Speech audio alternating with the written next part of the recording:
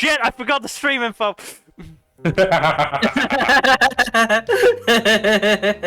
Welcome back, everybody, to the Storytime Network, where it is not fucking Veilguard. Oh, god damn it. Oh, I was so confident and all. It happens. It's the best of us. Yep. Let me just do that. Podcast. Then category. Talk shows. There we go. Okay! Welcome back to the Paradox Hour, where we're gonna be talking about the Winter 2025 anime premieres. Jesus Christ, this might be the worst season for quite some time. Yeah, probably. Definitely up there. I mean, it's not just that we have significantly fewer... Yeah, I noticed! Just another person here, thank you. I noticed. Fixed it. I fixed it, just not in time, because I'm an idiot. Yeah, not only do we have fewer shows than last season, the overall quality of the shows is significantly lower. There's still some gems here and there, but yeah. Yeah.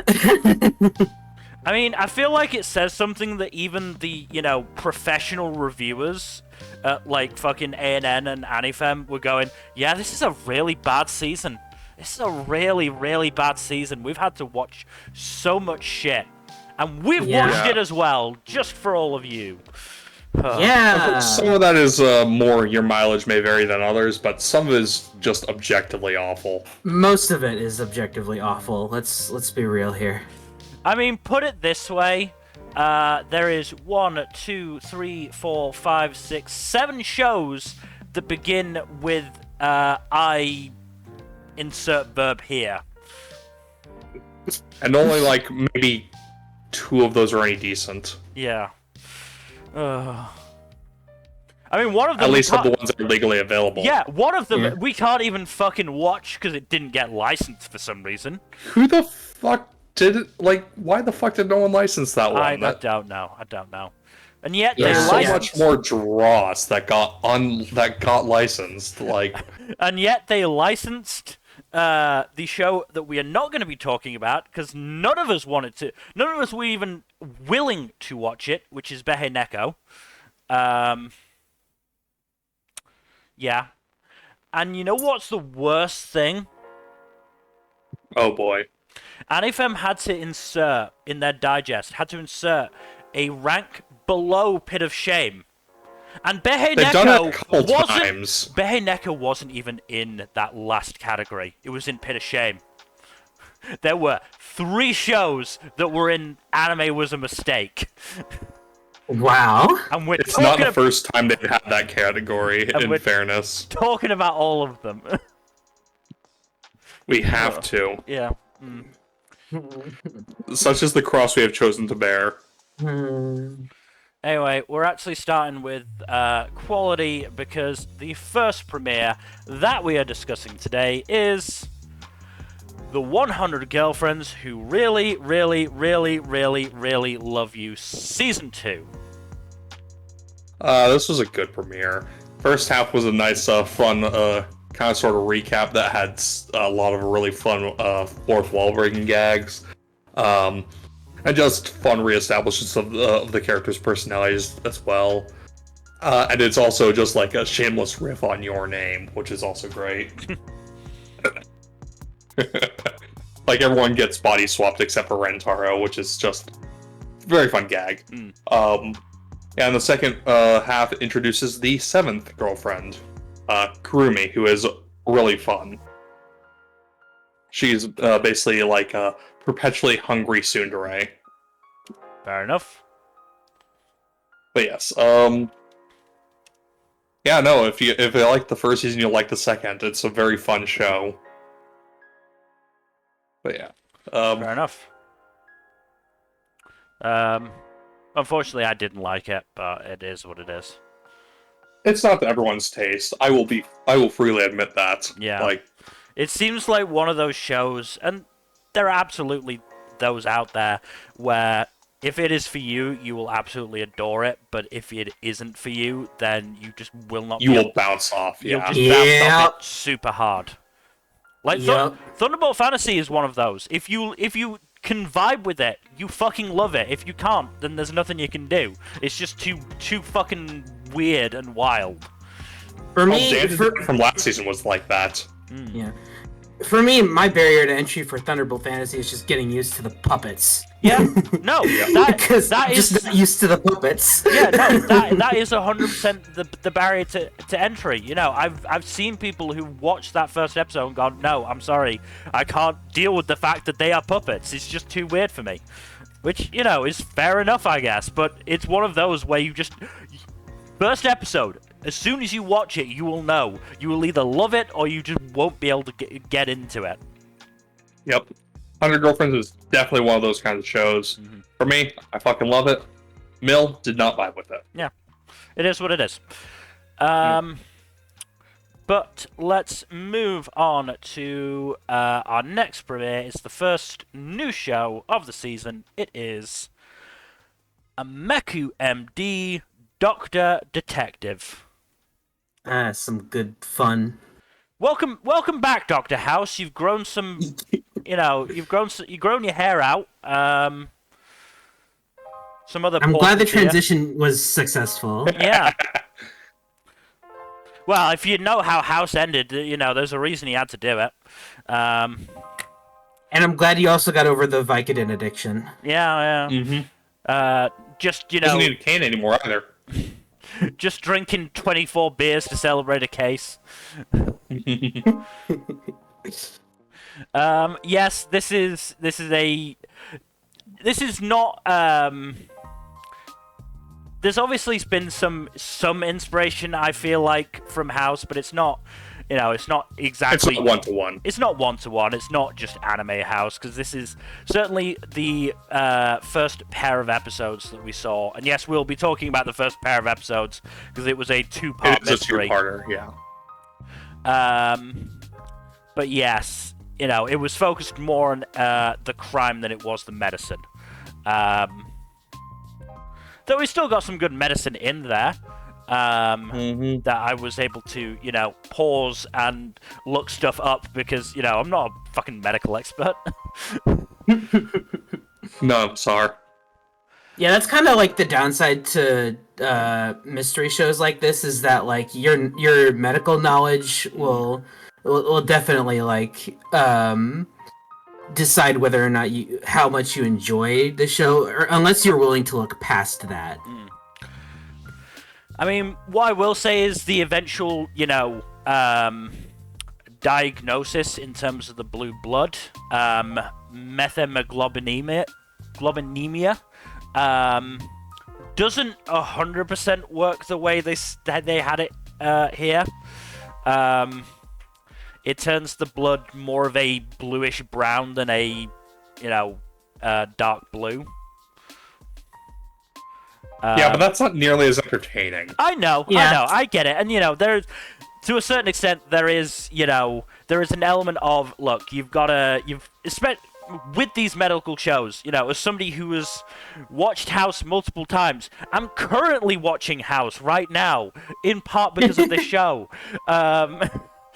You know, there is an element of, you know, a suspension of disbelief that you have to have for the medicine. You know, yeah, it's license and all that. You know, I'm not going into this show expecting the medicine to be 100% accurate. I'm just finding it fun, you know, when there is you know, some accurate medical stuff, like the two patients at the start of the premiere. You know, it took me quite a while to get through that bit because I kept pausing to have you know, to think about it and, you know, go, okay, what could this be? You know, obviously, you know, the eventual diagnoses, you know, I looked them up and yeah, it makes sense. You know, the hypervitaminosis or whatever the fuck it was. Yeah, that can happen. And I, you know, I was starting to think along those lines, but obviously not that exact one because I have no fucking idea what I'm doing medically. But I mean, I don't think any of us have medical degrees. No. But if nothing else, you know, I approve of the show using a fucking Chekhov's gun of a T-Rex. That is pretty fun, yeah. Yeah, that's great. I love that. I do love me a motherfucking T-Rex. Yeah. I mean, in terms of the medicine that I obviously recognize, the only thing that I picked up as, I would argue, 100% accurate, they were doing the chest compressions way too fast. Yeah, no, it's supposed to be like, what was it? 2 every, So, there is a EMT paramedic sort of guy attached to a fire station that I follow on social media, and he's done a couple of videos where he, like, shows off songs that you can, you know, stick to the beat to for chest compressions. And they're pretty slow songs. You're generally going between 100 and 120 beats per minute. Yeah, so 2 compressions per second then. Mm-hmm. Funnily enough, do you want to know some of the songs that you can use other than Staying Alive? Oh my god, yeah, that's perfect. What else? Another one, Bites the Dust. Oh, god damn it, no. Baby Shark. God damn it. And best of all, you can rickroll somebody back to life. That's interesting. Mm-hmm. I'm sure they'd love that. The other thing is that chest compressions, especially of that speed, would make a missing leg like that significantly worse because, you know, the more you pump the heart, the more the blood will go, and you know, oh, yeah. The big thing with losing a leg is blood loss. So, luckily, here's the thing, luckily the guy was already dead. Yeah. No, like if it's like a severe injury, like any kind of like exsanguination type injury, you don't want to get the heart flowing, pumping more. Yeah. But the point was, he was already dead. Yeah. You know, the reason they couldn't use a defib on him is he was already dead. There's not much you can do about that.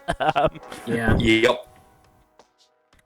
But yeah, no, this is definitely an interesting show thus far. I like the cast, especially the homicide detective who's fucking Columbo. He's Columbo.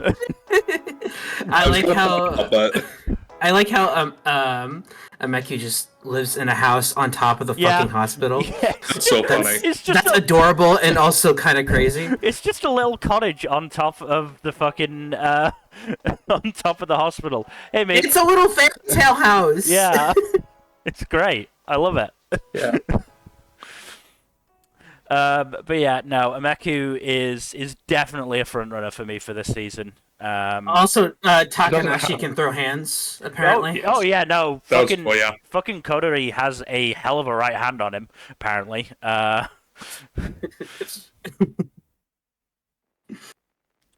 But yeah, no, this is definitely a show I'm looking forward to. You know, I hope we do get a mix of more medical focused cases and more, you know, crime focused cases. But, you know, if it's more crime focused, then it's still fine. It's still fun. This is a nice way to fill the void left by Kamanohashi. Yeah. Also, hello, audience member.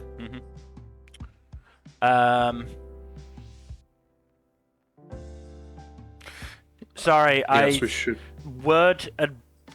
I have the line, Takao bargains her way in my summary, and for some reason Word wanted to replace that way as in W-A-Y, and Word wanted to replace it with W-E-I-G-H, and I'm just like, what?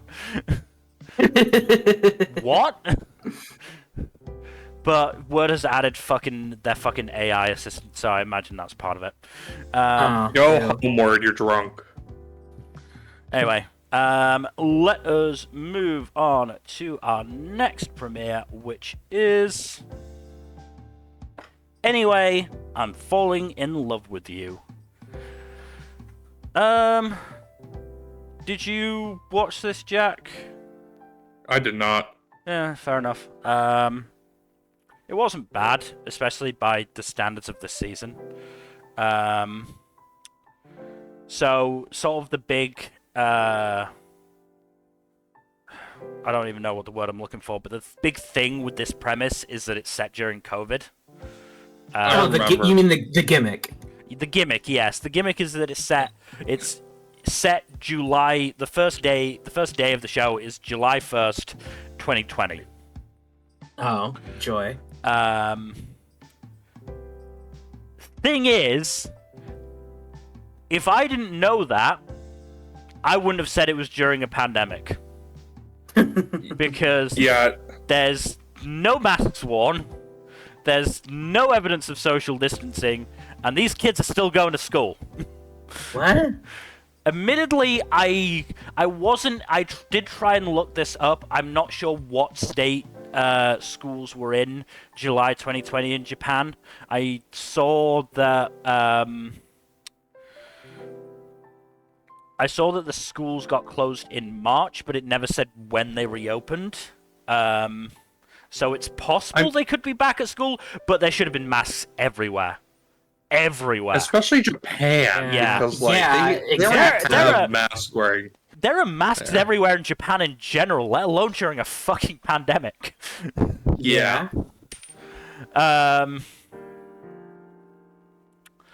So it was mostly used as a plot point for... So the main character, Mizuho, she has 4 male childhood friends, but she initially has a crush on a upperclassman called Saito, who quit the swimming club because COVID cancelled the meets and the practices and all that.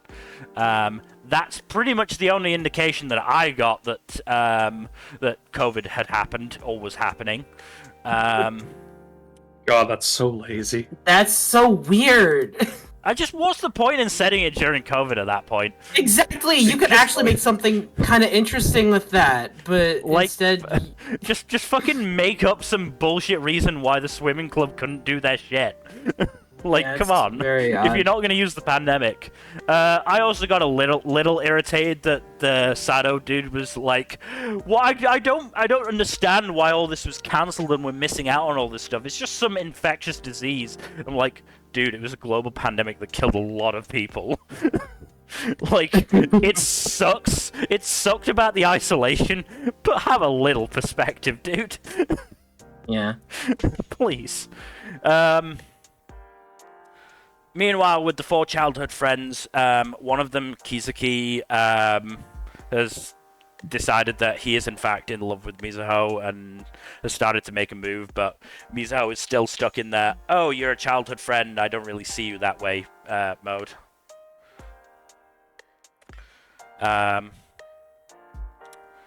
So there was some stuff on that. The other 2 of the 3 other childhood friends do seem to have realized that Kizuki is making a move on Mizuho, but they're not doing much about it yet. Then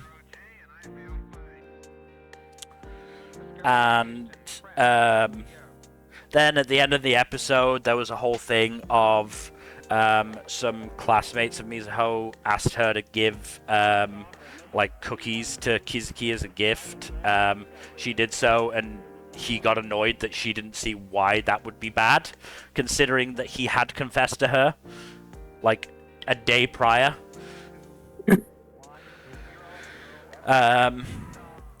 And basically he kissed her unconsensually and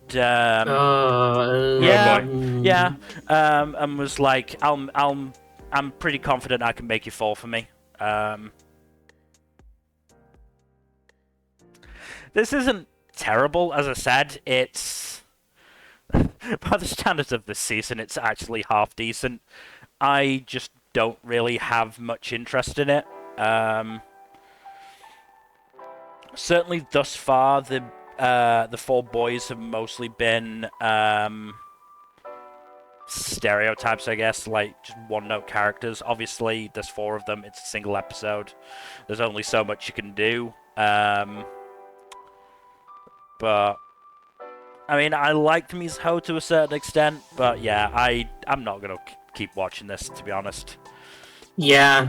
Can't blame you. It doesn't sound particularly thrilling or anything. Yeah. It is what it is. Let's move on to something, though, that we all enjoyed a hell of a lot more with the Apothecary Diaries Season 2. Hell yeah. I'm going to end up rereading, at the very least, the 2 volumes this season is going to cover. Good luck with that. Yeah. I basically, literally about 2 minutes in, I was like, yeah, this is going to happen, isn't it? Okay, great. Wonderful. Yeah. Good pair of stories for the premiere. Mao Mao ordering in a bunch of porn. Yes. Jinshi using it to, what is it? Like, improve literacy in the Rear Palace. Yeah. No, yeah. I think Jinshi was using a different book, like some smutty romance novel or something he like was that. he was definitely using a different book. But we did also get the medieval China equivalent of I'm only reading Playboy for the articles. Yeah. Because Jinshi was fucking reading that shit and like supposedly to check out the craftsmanship of it, but yeah. Of course. And then yeah, we got Lingley going for a walk and then finding a kitty cat. Adorable kitty cat. It was hilarious that when Mao Mao was describing why people like cats, Jinky was having a sudden realization. Yes. Jinshi just taking a sniff of that cat. And then, yeah, they called the fucking cat Mao Mao as well. Which Good is name, just... Monkey Jack. Different characters, I'm fairly sure, but yeah, they just... Yeah. Yeah, Lingley... Two Mao Maos, 2 cats. Yeah, Lingley is precious. Fuck any of those people who don't like her, because she's just adorable. Yeah, I mean, there's not too much in terms of the overall plot yet, but I'm obviously looking forward to it. We've got a caravan with some interesting people coming next episode. Should be fun. Also, I've already watched episode 2. Yeah, it's the same. I mean, honestly, we could probably talk about it. I probably remember enough to talk about it.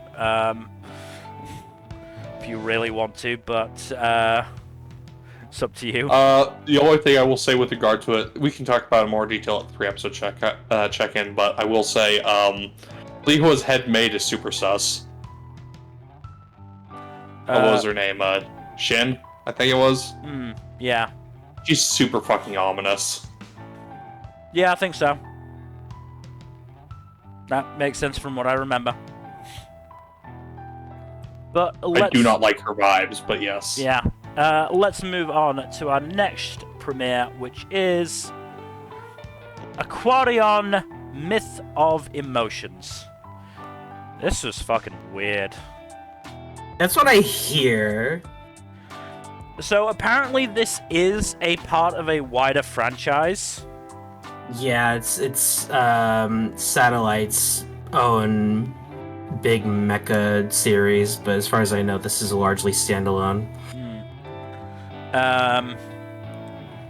There was like, so the show basically, wow, we get a weird sort of like history lesson, I guess, at the start that's talking about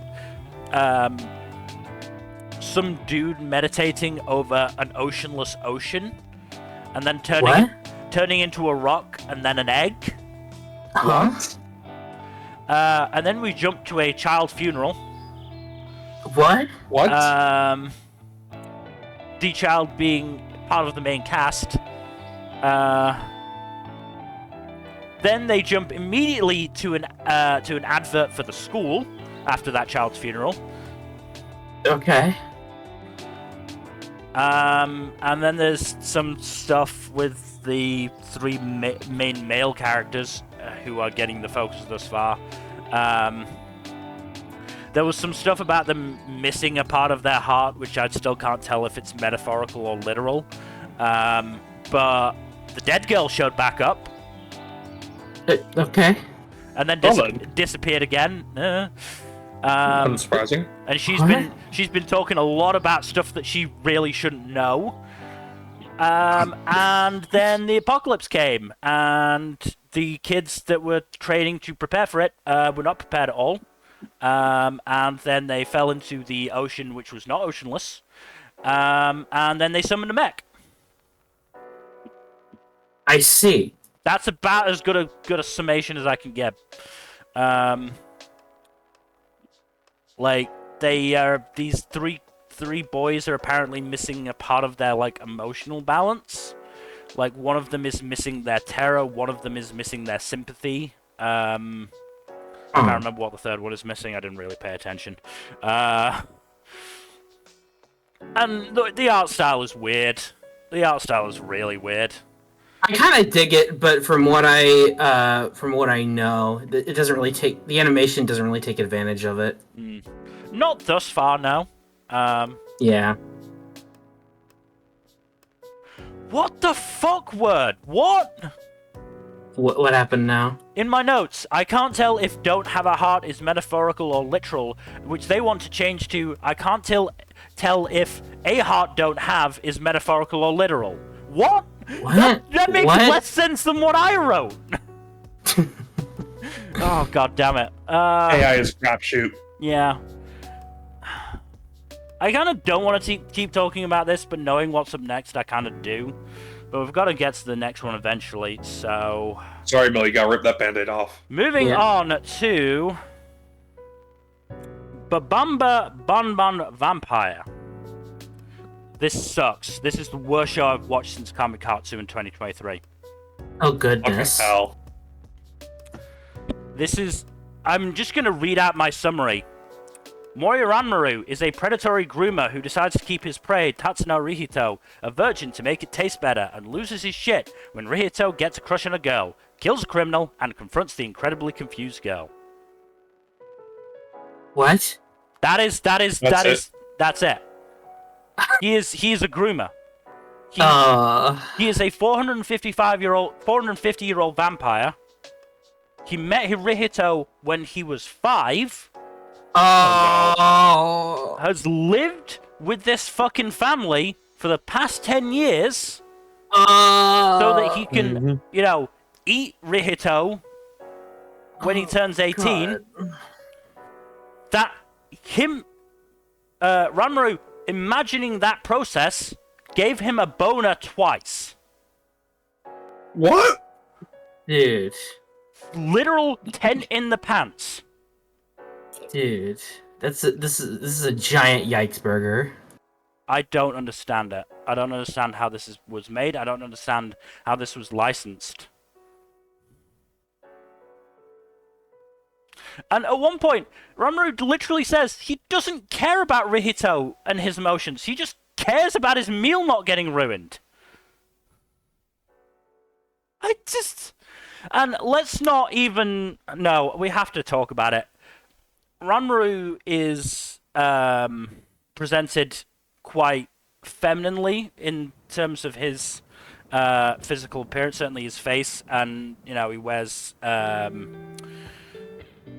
nail polish and all that shit, which, is not a great look, considering, gay panic and all that. I hate this. I hate this show. I hate that I watched 23 minutes of this. I don't understand why it was made. I really don't. There's no redeeming qualities in this. Absolutely none. That's like, there was... awful. It's meant to be a comedy, and there weren't even any funny jokes. because they were all related to the fucking predatory grooming stuff.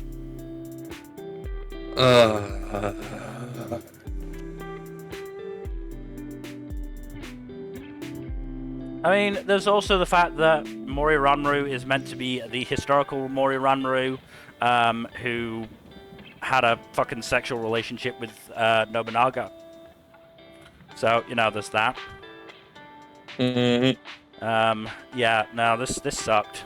I hated this. This might be one of the worst things I've watched ever. Like, as I said, there's just no redeeming qualities to it. Let's move on to something that is not much better as far as I'm aware, but it's at least better. Moving on to Bogus skill, Fruitmaster. About that time, I became able to eat unlimited numbers of skill fruits, open brackets, that kill you, close brackets. Good news, though, you're not going to have to say that title ever again after this point. I didn't think I would.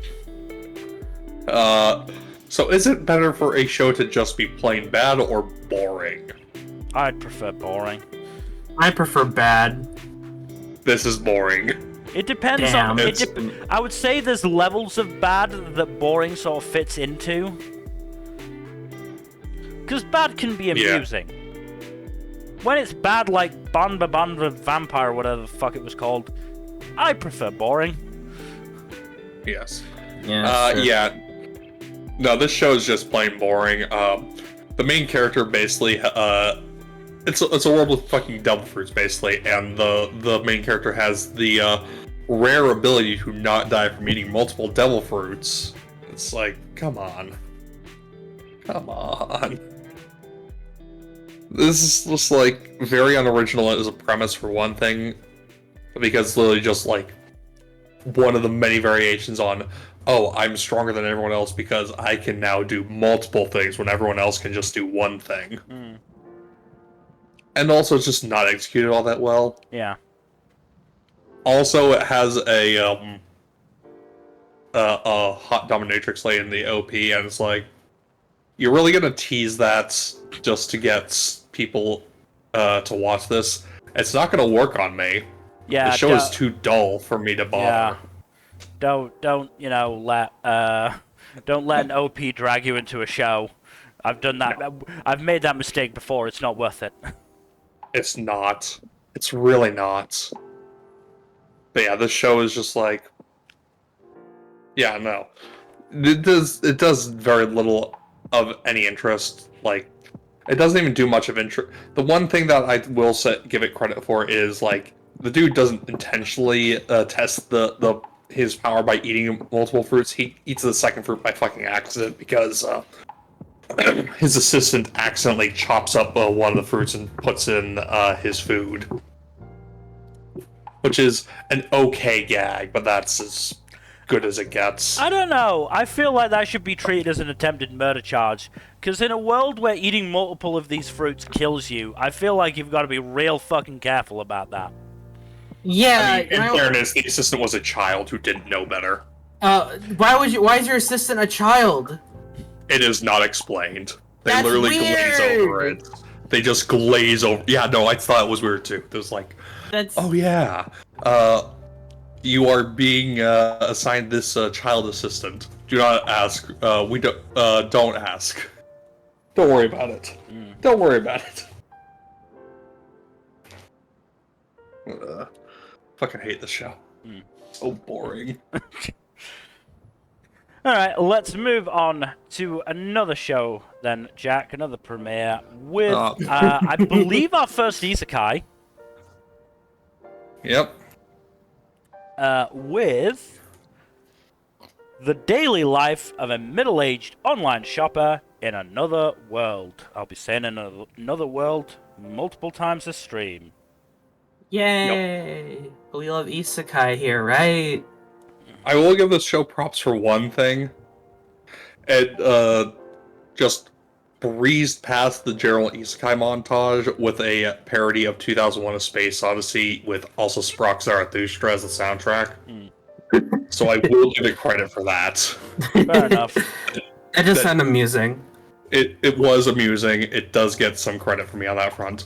And it does get some additional credit for acknowledging that adults actually, have sex and stuff. Because main character does wind up sleeping with a woman. Fair enough. Oh, okay. Wow. All right.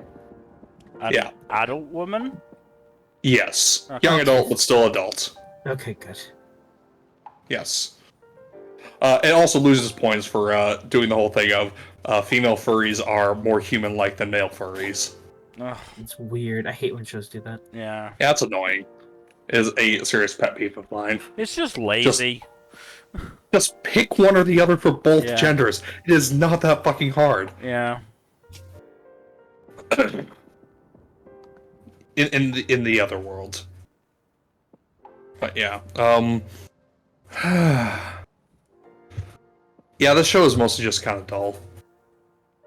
Not like super engaging or anything. It's not as bad as Bogus skill, but like it still didn't really get any. I still didn't really get anything out of this one. It was Also, just also like this basic premise is done. it's campfire cooking, yes. Exactly, it's campfire cooking, which I never finished it, but I know people that enjoyed that. So this just seems like an inferior version of that. Waifus. Yeah. Which in campfire cooking has has a cute little slime boy and a funny doggo. So which would you pick, the waifus or the doggo?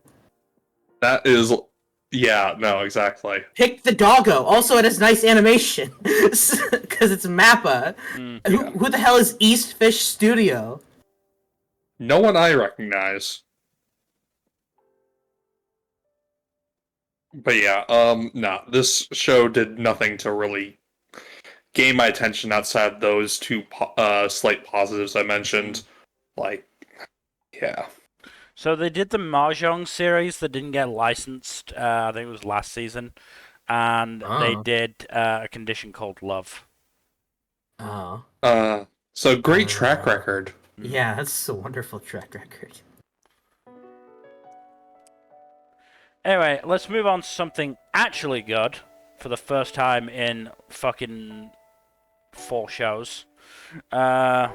With Dr. Stone, Science Future. Dr. Stone is so fun. Yeah. No, it's been a nice, easing back into the Dr. Stone stuff. As they're going to America. Yep. Do love the whole gambling sequence. That's very fun. Yeah. I mean, clearly it's because, they made a big to-do about it because this was part of a plan that Gen, Ryusui, and Senku came up with to get everyone on board with this, fucking risky strategy. But yes, it was fun that, Gen and Ryusui were on one team and Senku and Kohaku on the other. Yep. Do gotta love the shenanigans everyone involved got up to. Yeah. And, it wasn't the most dignified victory for Senku, but a win is a win. And then, they started a fucking casino and bar. Yep. Do love the... Also, it's as I predicted, the bar stuff gets tackled in the second episode. Yes, it did. It did. Fair play to it. I don't think it was... No, I think it was actually full stuff, to be fair, but yes. And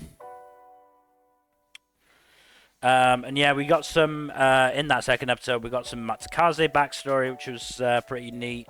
And Hyoge is back. Yep.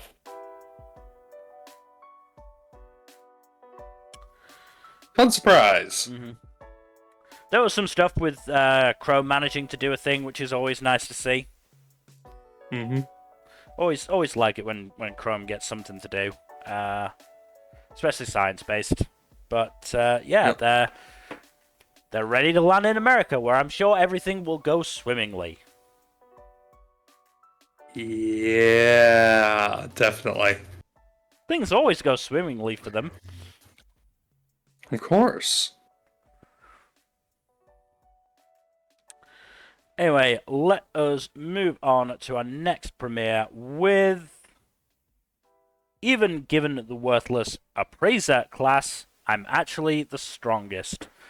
Yeah, this is just freaking boring. How do so many of these shows with the exact same fucking premise get made every single season? I don't. Wish I don't fulfillment. know. That's your answer right there. It's fucking wish fulfillment. Could they not at least be fucking inventive with it though? No, No, this because is like, originality is dead and life is hell. it's so dumb. The main protagonist has this appraisal ability. Shocker, I know. A lot of people think it's fucking useless. For some reason, I don't know why. He gets pulled. He gets a job with a small party. It's just this couple, and but they treat him like shit the whole time. And he just puts up with it because he needs the freaking money. Eventually, they get surrounded by death hounds. They abandon him there and leave him for dead, and then he falls down this pit and then ends up in front of this like magic tree or whatever that heals him. But when he tries leaving again, he gets swarmed by even stronger monsters than before, which then get killed off by an even stronger monster for like no reason. And then mysterious girl saves him, and then that's the end of episode 1. Yay. It sucked. I'm shocked you don't want to watch more of this, Nmbr. There's just nothing to say about it. It's so nothing. Honestly, if you're thinking of watching this because you want a fantasy show, just watch Frieren or Delicious in Dungeon. There's like so many better fantasy shows. Or hell, even Reincarnated Aristocrat, because the main protagonist in that also has an appraisal ability that's way more interesting. Yeah. Mm-hmm. Yeah, I mean, God. I'm assuming that's it. This is going to be a Yeah. shorter premiere stream than usual, because there's Yeah, not exactly, going to be much to say about this 'cause show. Not a lot. There's not going to be nothing to much say, to dude. say about these shows other than they sucked or they were boring. There's just so many Yeah. of them like that. That's at Yeah. least a third of the content of the stream, I think. Yeah, that's all to really say about it. It just sucked. I'm gonna be saying that again later. Are you going to be saying it again for the next one? No, I'm gonna be saying that again in just a minute. Moving on to our next premiere with Farmagia. This is also just such a nothing show. In a world where people farm things and the plants become like these monster things that help out with more farming or whatever. I think that's what's going on. I don't know. This doesn't do a very good job explaining this world. This is a game adaptation, by the way. And little shonen protag boy wants to raise his own monster plant thing, but he's real bad at it because he's dumb. And so the king of this nation freaking dies just kind of out of nowhere, and then the evil minister dude's like, ooh, yes, I'm going to take over and I'm gonna change everything, and then just starts invading everything and just destroying everything. And then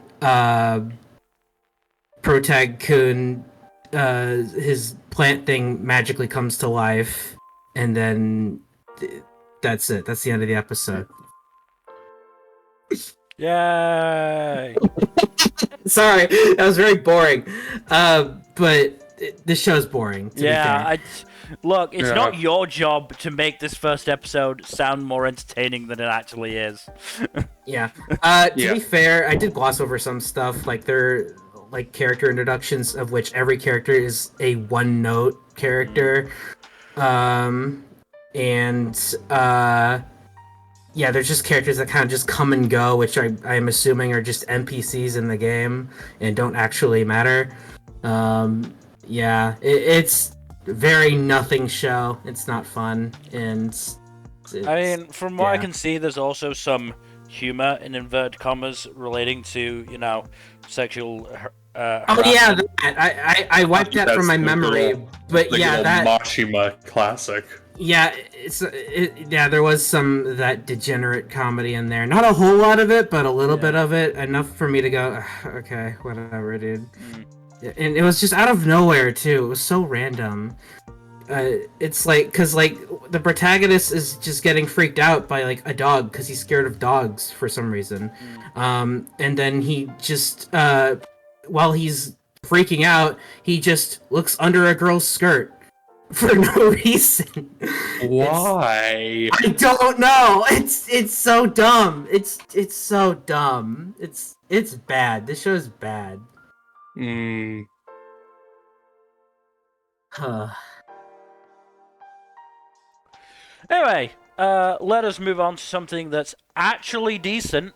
Infinitely better. Holy shit. oh, With much better. Flower of Ashura. It's Flower and Asura, actually. Shit. Why did I write of on fucking I don't know. I don't care anymore. Oh, an actually It's- good show. Oh, thank God. This is an actually good show, though. Yeah, this is a good show. It's actually good. Like, goddamn, they really went to a lot of effort to make this show look good and sound good. Yeah. Which makes sense since it's, all about recitation. Mhm. Which is, not something you see get discussed a lot, Mhm. Mm-hmm. ironically enough. No, this was definitely good. A good little sort of one episode story of getting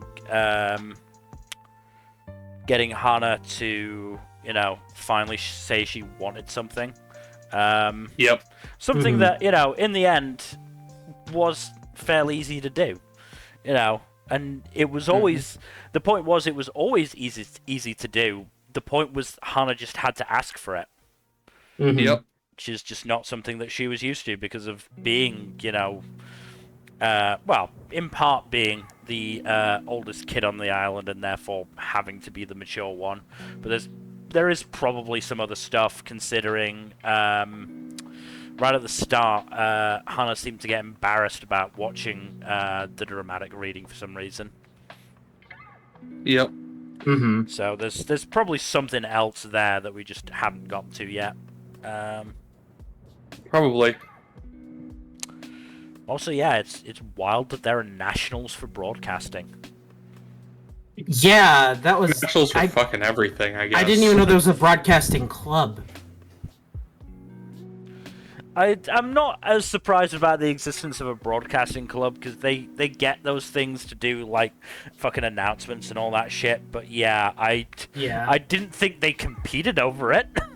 Yeah. Mhm. How does that work? I'm curious. Hard to say. Probably like a panel or rating or something. I mean, clearly, I don't recitation is a part of it, so there's probably some criteria there. Mm-hmm. Yeah. But yeah, no, the writing was good. I liked Nekoi, the girl in Hana's class. Yeah, no, she's great. Hope you get a little bit more with her. Because she was definitely fun. Yeah, and who's the fucking studio doing this now? Bind. Oh, that Studio makes sense. Bind. I mean, hey, they're good. They've got a track Their record. talents have been wasted. But, Yeah, they've got a track record of doing not amazing stuff in terms of content, but the content always looks good. It's all extremely well animated, and now this is probably their first good show. Their first show that isn't, evil.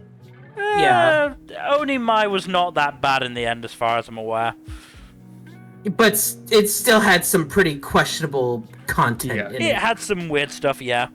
This is the first time they've unambiguously used their powers for good. Yeah. And as much as I hate Mushoku Tensei, it definitely had its moments. Mushoku Tensei, for all its faults, is a very beautiful looking show. With some genuinely good concepts in it. But Yes. bogged down by everything else. But we're not talking Yeah. about that today. I mean, certainly the director has worked on some really good stuff and some really not great stuff. Uh-huh.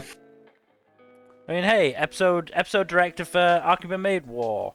Hey! Episode director for Hitori Bochi. Hey! Hey. Episode director for Fairygon. And then there's stuff like Ooh! there's stuff like Pride of Orange and Ooh! Farewell, My Dear Kramer and 2.43. Oh boy. Ooh! Ooh! Okay. All right. But yes, we shall see how this goes on. I'm looking forward to it as much as I can in this season that is full of trash. Yeah. This is one of the gems for sure. Yeah. Oh, absolutely. I'm gonna do my best not to get my hopes up for Yuri. Yeah, because writer of this did Hibike Euphonium, so Yeah. Which is the poster don't- child for bait, unfortunately. yeah, unfortunately. So don't get your hopes up. I mean, you never know, but yeah. Look, I will have my fingers crossed, but I'm not going to get my hopes up for it. I mean, Yeah. maybe it was the Euphonium studio that stopped it from being KyoAni? Really? Yeah, oh god, I didn't realize it was KyoAni. It's not them. Yeah, exactly. KyoAni doesn't care about gay. They did Dragon Maid, of course they don't. They did Sirene as well. That show's about as gay as you can get without explicitly having a blowjob on screen. Another way I would have put it, but not inaccurate. Anyway, I'm sorry. You just said that, and I'm processing the fact that you said that. let's Very move good. on to another premiere that I've heard was actually pretty good. It is From Bureaucrat to Villainess, Dan's Been Reincarnated. This is such a fucking fun show. That's what I hear. I had a really good time with with this one. I would definitely recommend checking it out. It's a very fun time. I mean, it's not like my list is full or anything. Yeah. Oh no, you won't be able to watch another episode of Worthless Appraiser class number because you need to catch up on this. No. Honestly, this is probably... There are actually several decent isekais this season. This is one of the better ones by quite a wide margin. The core concept just works so well for this. Yeah. Not least because, the humor of the juxtaposition is just excellent. Also, it's just I hear very it's- charming. Also, I hear it's pretty well animated as well. Yeah. Looks really good. The ED especially is very well produced. It's just a really fun time all around. And it doesn't hurt that, the voice acting is consistently very on point. The studio is Agia Do, which they've done some pretty good looking stuff, to be fair. Not like incredible Sakuga filled stuff, but consistently good looking stuff. Revenger, Sign of Affection. Sign of Affection, Kimono Jihen, Kakushigoto. Yeah. Bring back Kimono Jihen, please. God, I That'd would be like great. that. I still need to catch up on the manga that I've got for it. Yeah, overall, really good stuff. Well produced, very funny. Very cool concept as well. Doesn't Jesus, I mean, the director has got quite the pedigree behind him. oh boy. Key animation. No, I mean this in a good way this time. Key animation for Delicious in Dungeon. Key animation for JJK Season 2. Key animation and episode director for Tengoku Daimakyo. Storyboard, episode director, and animation director for Licorice Recoil. Holy shit. Key animation for Devilman Crybaby. As much as I hate that, it looked good. Yeah. So, it's definitely got Is some... this his first time in, like, the director's chair? I think so, actually, Yeah, I'm not. No, they He's directed. like an animation director before, but They directed yeah. Yuri Seijin Naoko-san.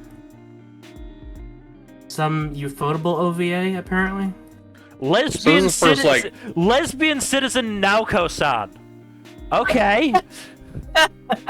You know Okay, what? okay, That ufotable, I OVA see you. exists. Wait, an alien from the planet Yuri who is Yeah. plotting to conquer the Earth by Yurifying it. This is the gay agenda we've been warned about. My God! Wait, hold on. Maybe I should track this down later. Yeah.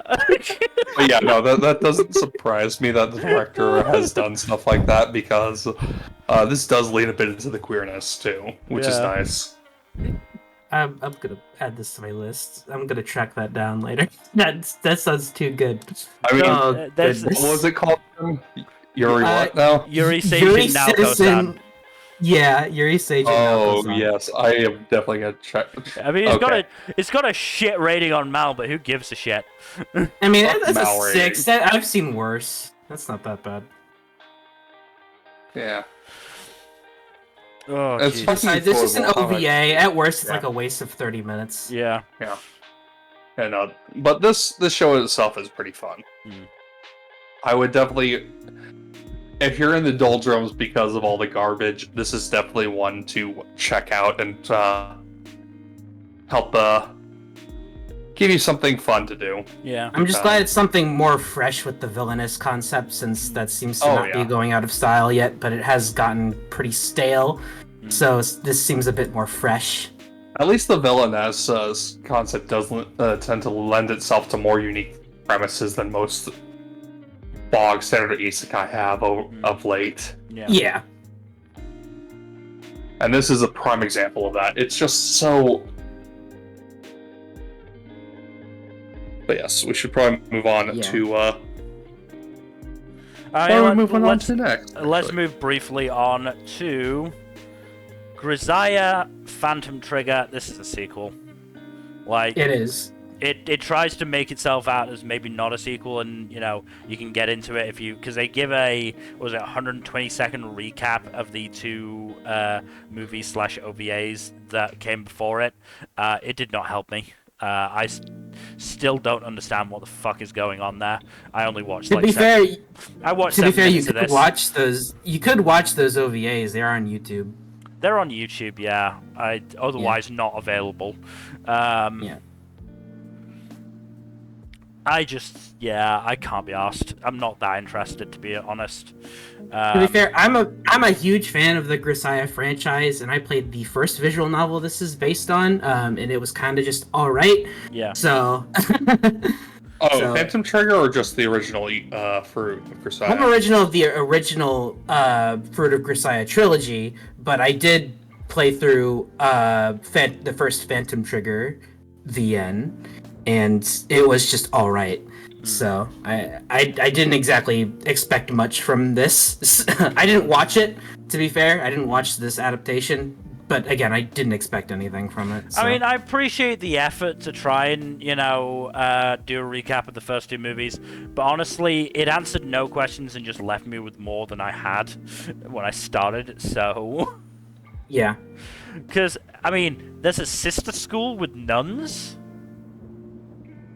Interesting. Uh, Yeah. Anyway, Yeah, weird thing about that as well is that while those OVAs are officially up on YouTube, they're only up there until the end of March, and then they're not going to be accessible anywhere. So Yeah. yeah, yeah. very weird. But hey, this is by Byberry Animation Studios, the same studio doing 100 Girlfriends Season 2, so...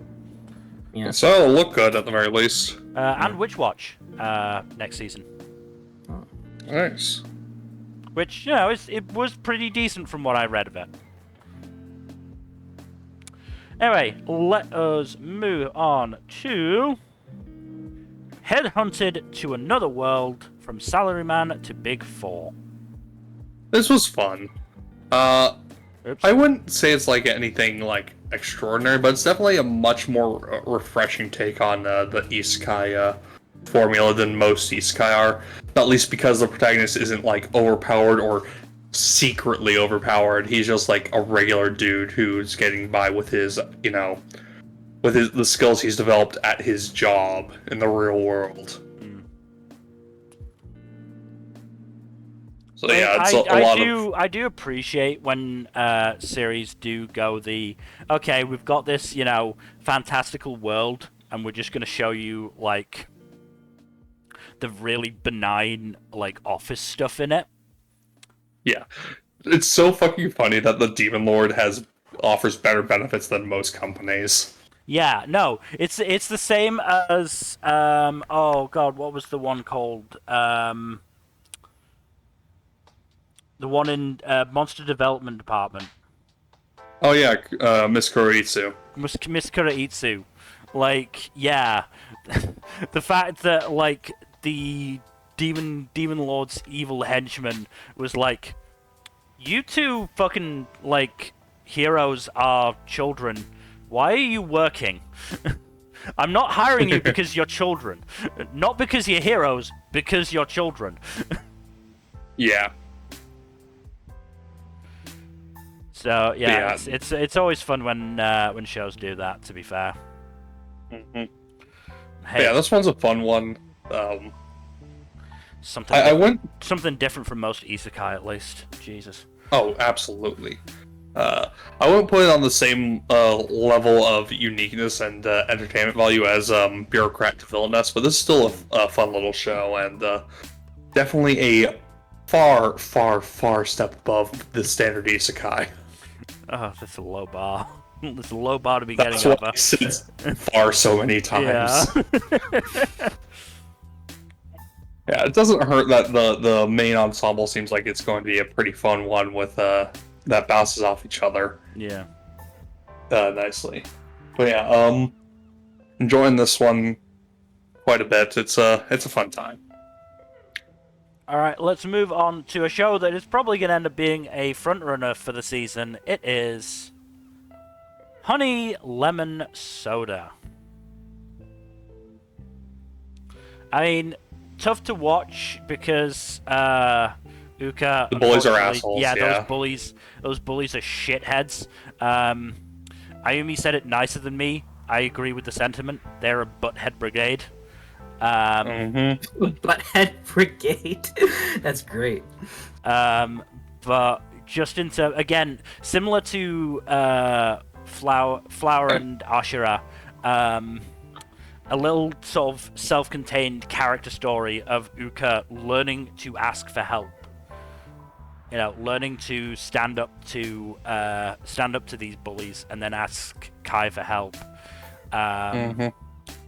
And, you know, I would say the big sort of... Well, I say big. The main negative of the premiere is that Kai could be helping in a nicer way for sure. But god damn it, he's helping. He is helping. Yeah. He's doing it in an abrasive way, but he is definitely doing it at least. I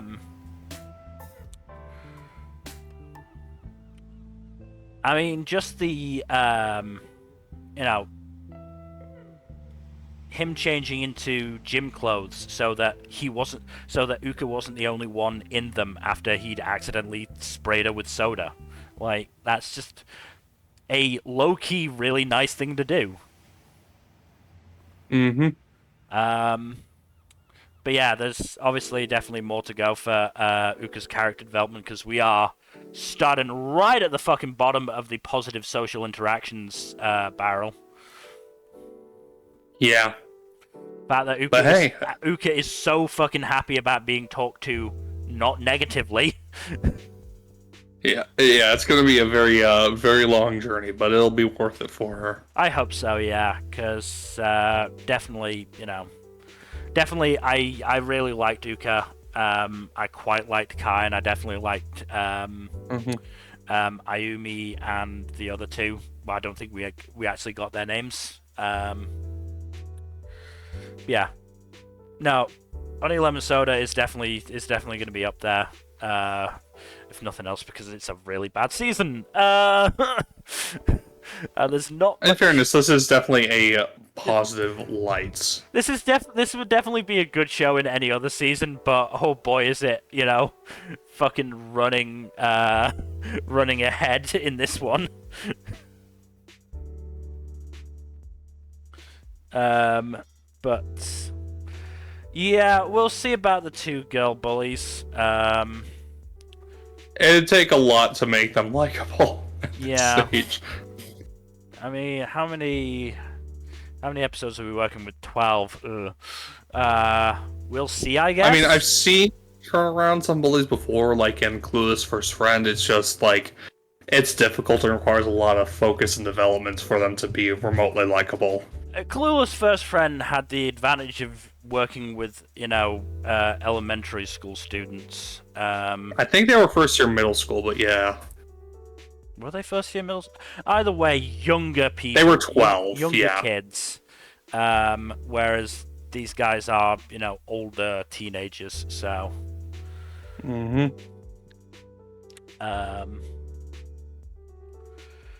But yeah, no, definitely a good show thus far. Looking forward to it. Let's move on to, oh Jesus, the first of the 100 shows that begin with I. We move on to I'm a noble on the brink of ruin, so I might as well try mastering magic. How was it, Nmbr? It was great, because oh, you're Anime of the Season nominee already? Yeah, absolutely.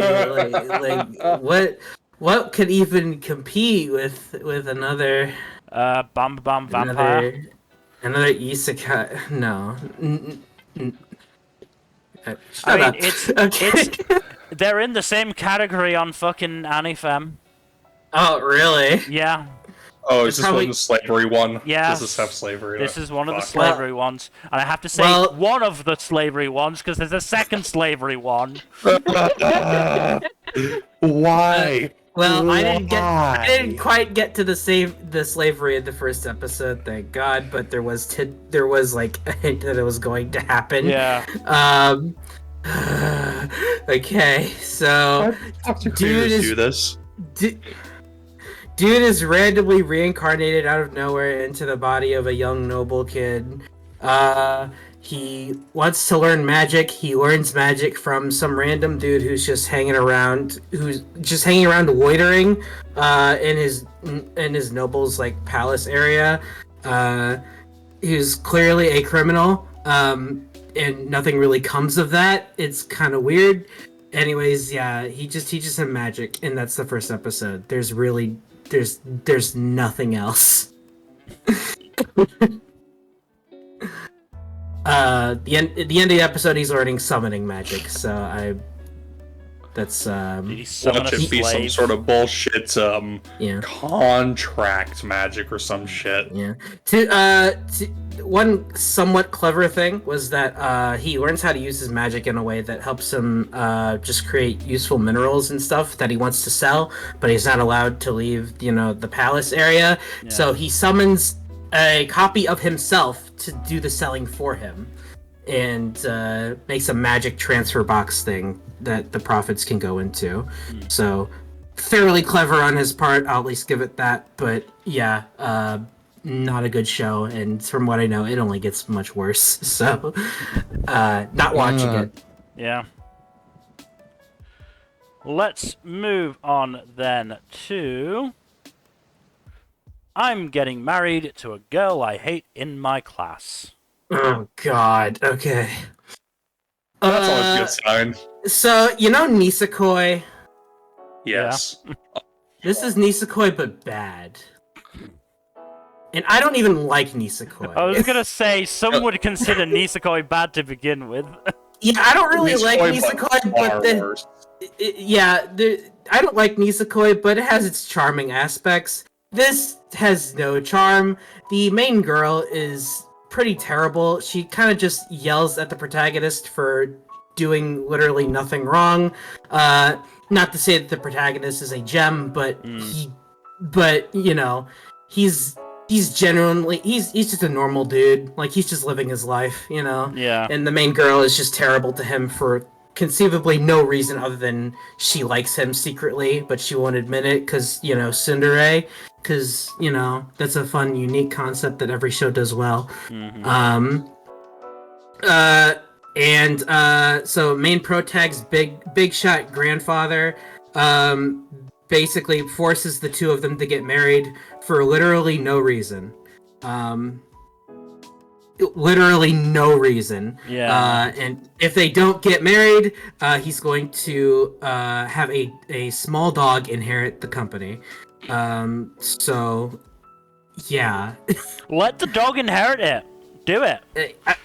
Exactly, dude. It's like, dude, look, you don't like this girl. Like, if the company belongs to the dog, like, that doesn't mean anything for you, dude. Yeah, here's the thing. The dog can't actually run the company. As much as we would love it to, the dog can't run the company, which means you have to run the company for the dog. Yeah. But the dog being in charge means you can fuck up all you want, and it'll just go up to the dog. The dog's the one going to jail for tax evasion. Yeah. It's like the fucking Simpsons episode that had the canary in charge of the nuclear plant. It's the canary getting the jail time. Anyways. And you won't end up in a situation where you're gonna, start fantasizing about killing your wife and going to jail for murder. Because it'd be better than whatever you have right now.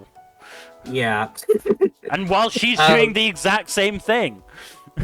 Yeah. Because like the main girl's grandmother was like besties that had their own little rom-com episode back when they were in high school with the main boy's grandfather. They had a thing, and they're like, hey, we didn't really get to enjoy that, so we want you guys to enjoy it. That's their quote-unquote reason for forcing marriage.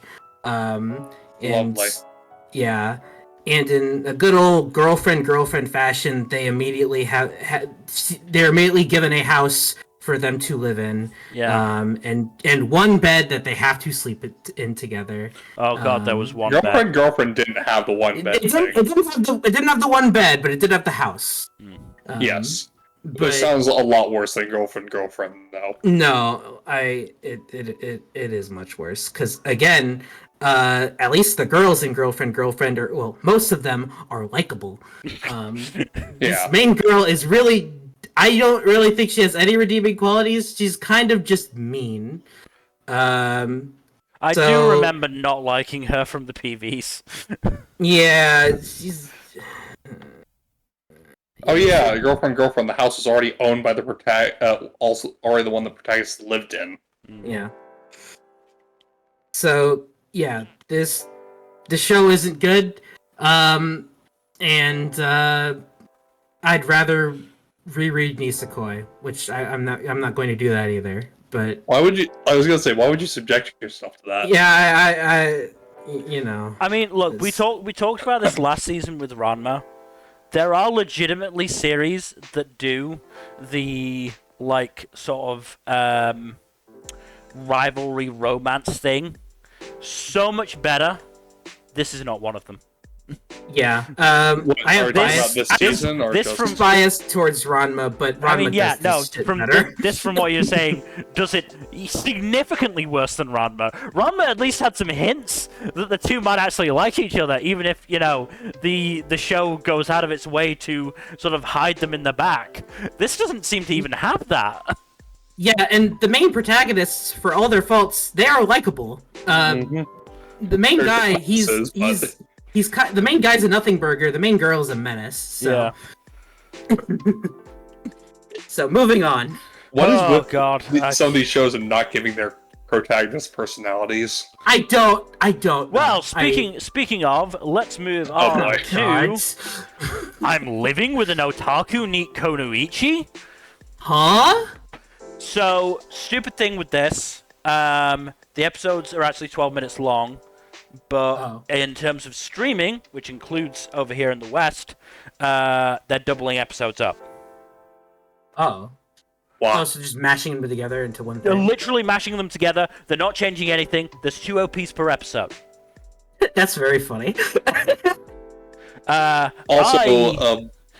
Yeah. I chose not to watch the second half of episode 1 on High Dive because just 12 minutes of this was enough for me to go, no.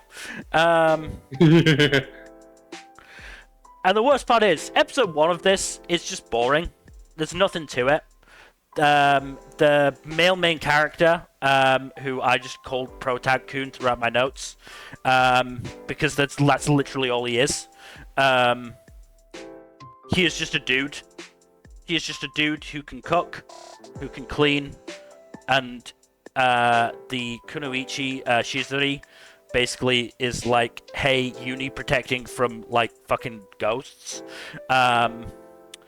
I will protect you as long as I can live at your place, and you know, take care of me because I'm a fucking otaku NEET, because of course I am. Yeah. The episode ends with Shizuri realizing she's catching fucking feelings for Protag-kun. Like I said, if it was just that, it'd just be boring. Unfortunately, the second half of episode 1 on High Dive introduces another Kunoichi who is literally labeled as a psycho lesbian. Oh no. Oh, that's great, dude. What the hell? Crazy psycho lesbian while focusing on her crotch. Why? I don't know. It's bad. Don't watch it. It's bad. There is nothing to this. Oh, Bill. Do you know what this studio also made? What is it? No. Protocol Rain. Oh God. Of course Wait, they they did. also made Inukai-san's dog. No. But they also did The only Kuroitsu. thing, the only thing of worth they've done so far Is it looks Kuroitsu, like. yeah. Oh yeah, Kuroitsu was alright. I liked that show. Again, only thing of any worth that it seems that the studio has made thus far. Kuroitsu was pretty good, and it is vastly better than literally everything else they've done. What the hell? Oh God. Like, I had a look at the Mal page for the manga. Apparently, it's literally just like a web manga that just does the same thing every chapter. Oh, that's great. Like the same kind of thing every single chapter. Just don't watch this. Don't watch this. Really, it's not worth it. It's not worth. really not. It's not worth 24 minutes every week. It really isn't. I guarantee it. Anyway, let's move on to I Have a Crush at Work. God, I wish I could have watched this. Yeah, we can't It watch looks it cute from the PVs. because it's not licensed. I think there's a roundabout way to watch it through using a VPN on some site. I don't know. I forget the mechanics Billy, of it, but I would assume. yeah, believe it's it's Billy. Billy, yeah. That's right. Yeah. I think it's like watching it through Singapore or something. Yeah. It's a bit too roundabout for me. Yeah, I'm just gonna. This will probably end up on Crunchyroll at some point. I'll just wait for that if I'm ever gonna watch this. A shame, because this is obviously one of the better shows this season. Yeah. By quite a margin, yes. Yeah. I don't even need to watch it to tell you that, because. Yeah, this looked genuinely interesting. It has an adult cast. You know, it just looked actually interesting compared to, you know, a good 70% of the shit this season. From what I know, it also this is a couple that has progressed past the basic rom-com bullshit, and now it's just them kind of just trying not to get freaky at work. Yeah. That sounds funny. Yeah. That sounds fun. I want to watch that. It sounds new compared to like literally all the other dumb rom-com bullshit gimmicks we've seen so far. That actually sounds entertaining, for God's sake. Exactly. Man. But alas, instead, we have to put up with... I left my A-rank party to help my former students reach the dungeon depths. Yeah. There's another one. This is a good one? Yeah? No. No? Okay. There's another one of those things where the underappreciated party member either quits or is forced to leave because his party members don't appreciate him and are assholes. Oh, And so he forms a party with a bunch of waifus, and they're all super doki about him, but he either is oblivious or pretends to be oblivious about it. And yeah, that's the fucking show. Sounds great. It's really not. Also, apparently there's some really yikesy stuff later on in the show. Oh god. Okay. Involving the whatchamacallit, the asshole party getting absolutely fucking bodied by a bunch of orcs, and one of the two female members gets... No, not Goblin Slayer, no. That's the implication. Yeah. No. Great. Wonderful. Why did I drop this? Sorry, Goblin Slayer, I know you deserve better than that, but your first episode was bad. Well, I still don't understand why they did that in the first episode of Goblin Slayer. It's just... Yeah. It just felt It's so to be necessary dark and considering... edgy. But the rest of the show wasn't even dark and edgy! Exactly. No, it is really annoying. Yeah. It was those- a relatively decent, like, fantasy anime. Exactly. Yeah. It's Like, why? that a lot of people chose not to watch because of a really bad first episode. Yeah. This seems to be like, yeah, no, it's not great. Yeah. Alright, let's move on to something actually pretty good. It is... I may be a guild receptionist, but I'll solo any boss to clock out on time. That's a good one, yeah. It was okay. I mean, again, by the standards of this fucking season. Yeah. It doesn't hurt that the protagonist has a really fun personality that, you know... Yeah, I quite like Alina.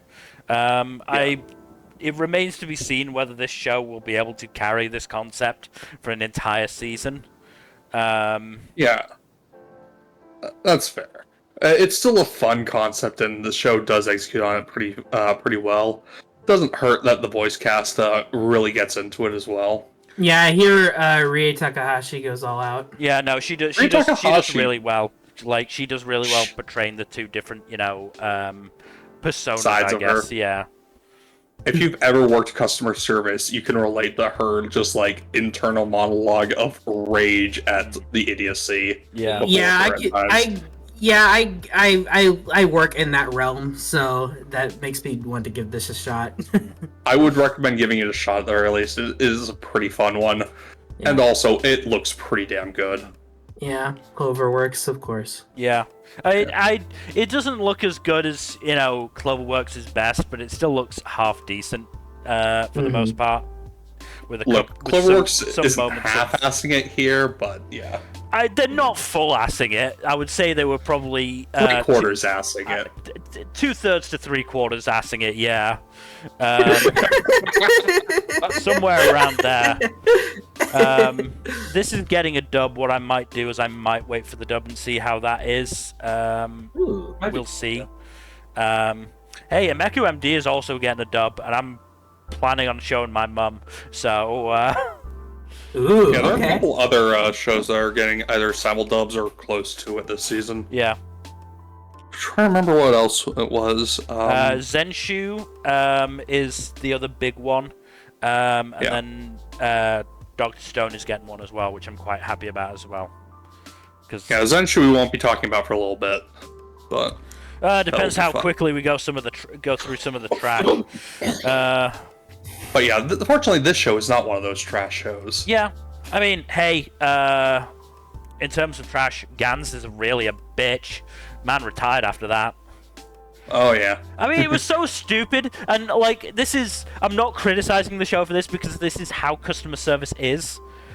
He was complaining about having to hand over his fucking license when he had it there.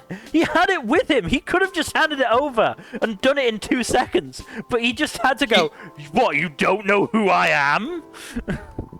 Look, if it'd be one thing if he'd just straight up forgotten it at home or something. It's quite another if he already fucking has it. Yeah, he had it with him. Why did he? I don't. Jesus, just an idiot, and I'm glad he got bodied. The point is he is a fucking moron. Yeah, yes. I'm glad he got bodied. Yeah. I am interested to see where they'll go with the rest of the Silver Swords, because obviously they will be a part of the show, I'm sure. Even if Jade has been threatened into stopping asking Alina to join. Yes, that was very funny. Just summons a big fuck off hammer. I can make this go away the easy way or the hard way. Yeah. I mean, the other thing I do want to know relatively soonish is just how Alina got this strong. Yeah. I did watch episode 2, and Jade does ask her about it, but it does get, she doesn't actually tell him. So it does get addressed at the very least. Yeah, but we'll probably find out more later. We probably will, yeah. But it's just one of those things of I do need at least something of an explanation, even if it's just a hand wavy explanation. Yeah. I just need to know why this receptionist is able to do this. Mm-hmm. I mean, hey, it might be an element of backstory, like she was trained by a family member who ended up, fucking dying on a quest, and that's why she wants to, not risk her life and just be a receptionist sort of thing. I don't know. But yeah, again, by the standards of the season, it's good. It's still fun even outside of it. It's a good show regardless. By the standards of the season, it's a very good show. Yeah. We should probably move on to, I don't know what Nmbr thinks about the next show, so let's find out. Moving on to the last show on the list, and trust me, I would say 90% of them are going to be gone next stream. Moving on to I Want to Escape from Princess Lessons. This is just kind of boring. Little girl, from a noble family or whatever, is raised up to be a princess. Like, we basically see her whole life going through lessons and shit. As she adapts to them and becomes a proper princess, whatever, so that she can be married off to the prince. And then, eventually, when she's about to be promised over to the prince comes out and says, "Hey, I love this other girl." And she's like, "Oh, okay, cool." And then she pieces out, and then she starts living her life as she wants to. And then that's the episode. Yeah, not a whole lot to really say, to be honest. It's not bad. I'm sure the actual premise of the show kicks in episode 2, but I'm not interested enough to really watch it, so. Understandable. Yeah. Yeah. Alright, let's move on to Ishura Season 2. This was pretty good, easing back into the setting. Start out with a little short story about the world falling apart around a village and all the horrific,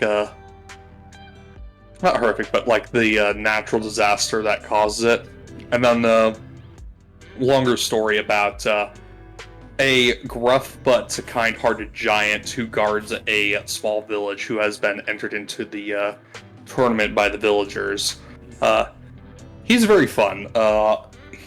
He's got all the hallmarks of a very very enjoyable, kind-hearted, rough exterior type who is a friend to children and all that. Yeah. And then the back third of the episode is focused on the guy in the middle of the key visual, who is a spy of sorts, with a kind of clairvoyance that lets him see all around him. And he has a fairy companion who helps him. Aight. So yeah, his whole gimmick is pretty neat, and he meets up with a couple of the characters from the first season. So I think they're going to be the A plot of the season, while we get some more characters being introduced as the B plot. Cool. Yeah, hopefully we actually get to start the tournament this season. Because there's been a lot of character introductions across both this season and the last, and I'd like to see some actual kickoff to that, you know? Yeah. Imagine if the author had forgotten why they were introducing characters in the first place. It's like, and there's this character, and there's this character, and there's this character, and there's... Just imagining, like just after a session with the editor, like going through, okay, I'm just going to introduce this character, and this character, and this character, and the editor just going, great, so when are you actually starting the tournament? The what now? The tournament what now? Oh, shit! Honestly, though, like, the creator is clearly having a fun time with the world building and stuff here. Fair enough. Interesting. Good for them, you know. Yeah, no, the giant, like, literally makes giant, like, hard clay rods and uses them as fucking arrows. Which is really neat. Yeah. And he uses one of those arrows to reroute a flood back to the village. And his whole thing is he's trying to shoot down stars to put on the grave of a child who died. Aight. Good for them, I guess. Yeah. It's honestly kind of sweet. Also metal as hell. But yes, we should move on to something that is less interesting. Yeah, let's move on to Magic Maker. How to make magic in another world. This was okay until like the last 5 minutes of the episode. Oh boy, what happened in the last 5 minutes? I will get to that. First of all, interesting way to do the first episode, because it was all from the perspective of the Isekai boy's sister.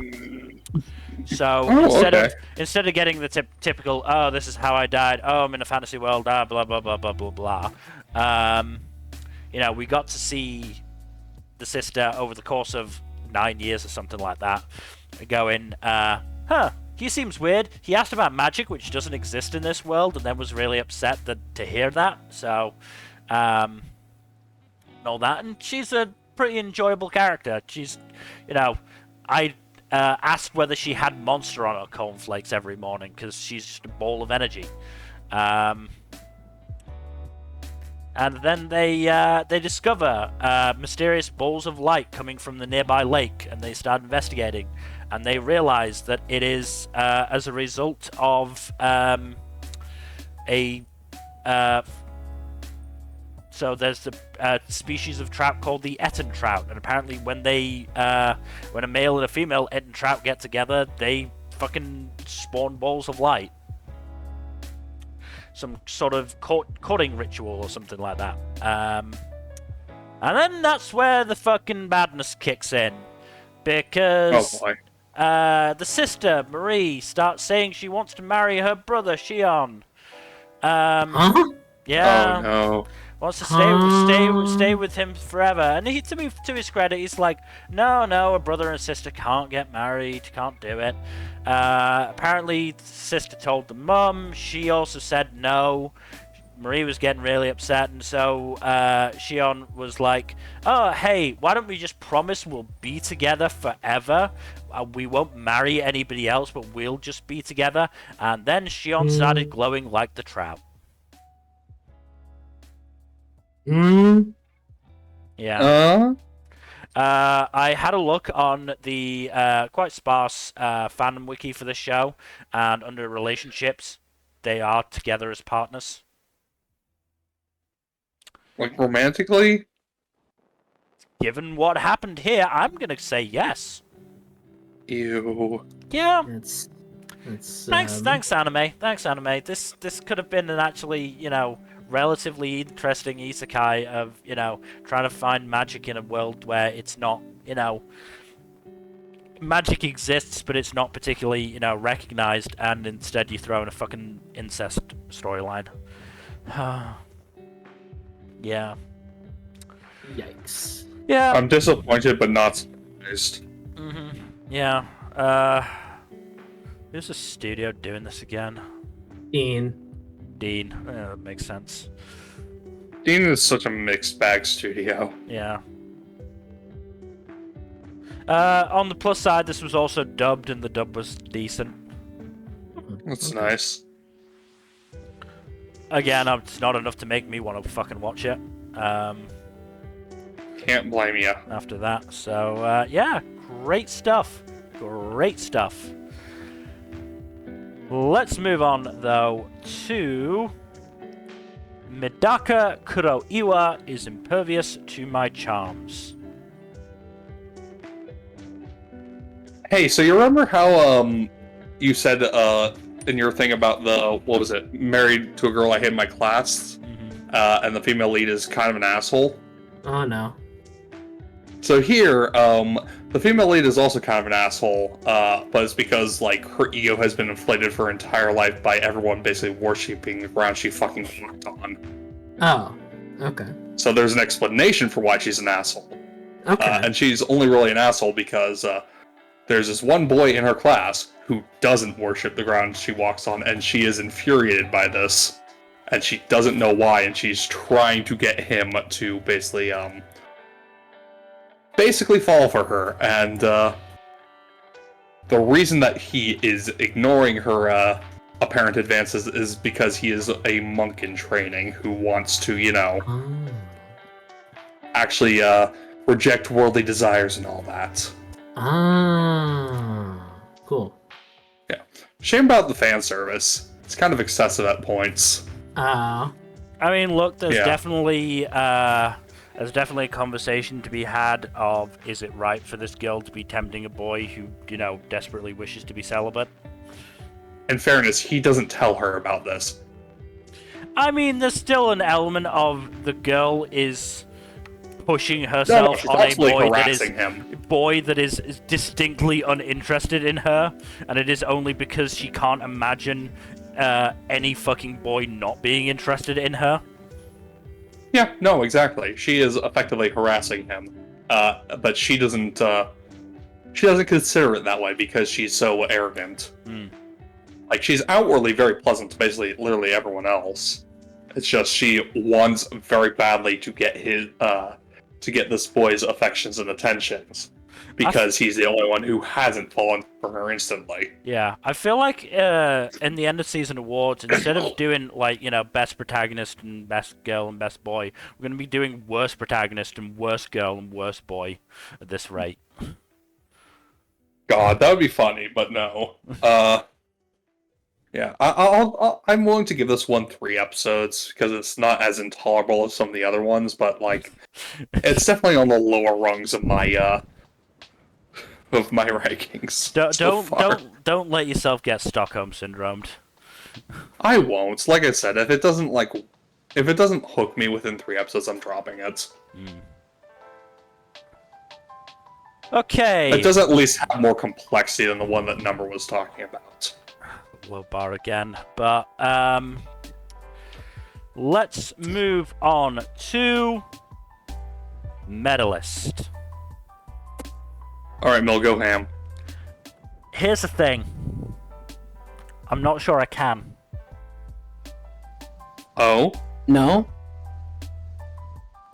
So, animation-wise and voice acting-wise, this was really good.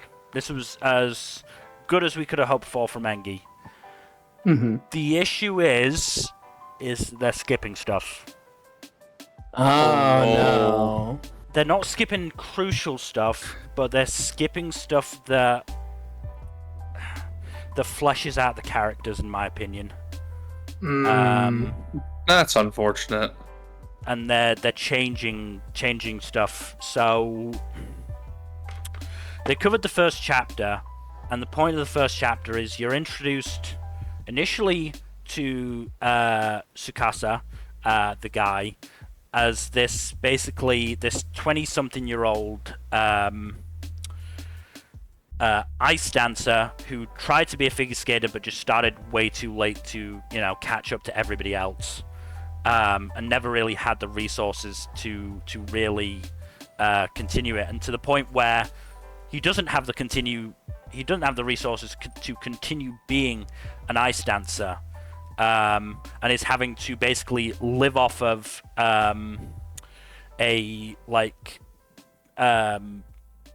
friend of his family or something like that. I can't remember what the exact relation is there, or can't easily summarize it. But basically, he's living with another family, and is feeling guilty that he's taking advantage of them, and so moves back to his hometown and picks up this coaching job, which is where he meets Inori.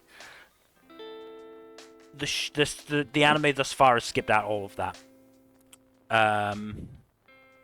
Jesus. In the manga, he is reticent to start coaching because he's unqualified, and he feels he's unqualified, and he feels he's not a good enough ice skater to teach people. In the anime, it's implied that he's reluctant because he wants to keep ice dancing. Then you get to Inori. Her whole thing is that ice skating is pretty much the only thing that she is truly, truly talented at, and struggles in all other aspects of life, and struggles even more because she gets bullied for it. Both by her classmates, her teachers aren't great to her, even her mum isn't great to her, and they tone that down massively in the anime. Oh, that's a damn shame. And so here's the thing. From from the people I've seen watching this who have not read the manga, even some of the ones who've read the manga are going, no, this is really, really good. So I can't say that this is bad, but I am just so worried. Because this is what I feared from Engi. Or this is something that I feared from Engi. And I'm just so worried, and I wish I wasn't, and it's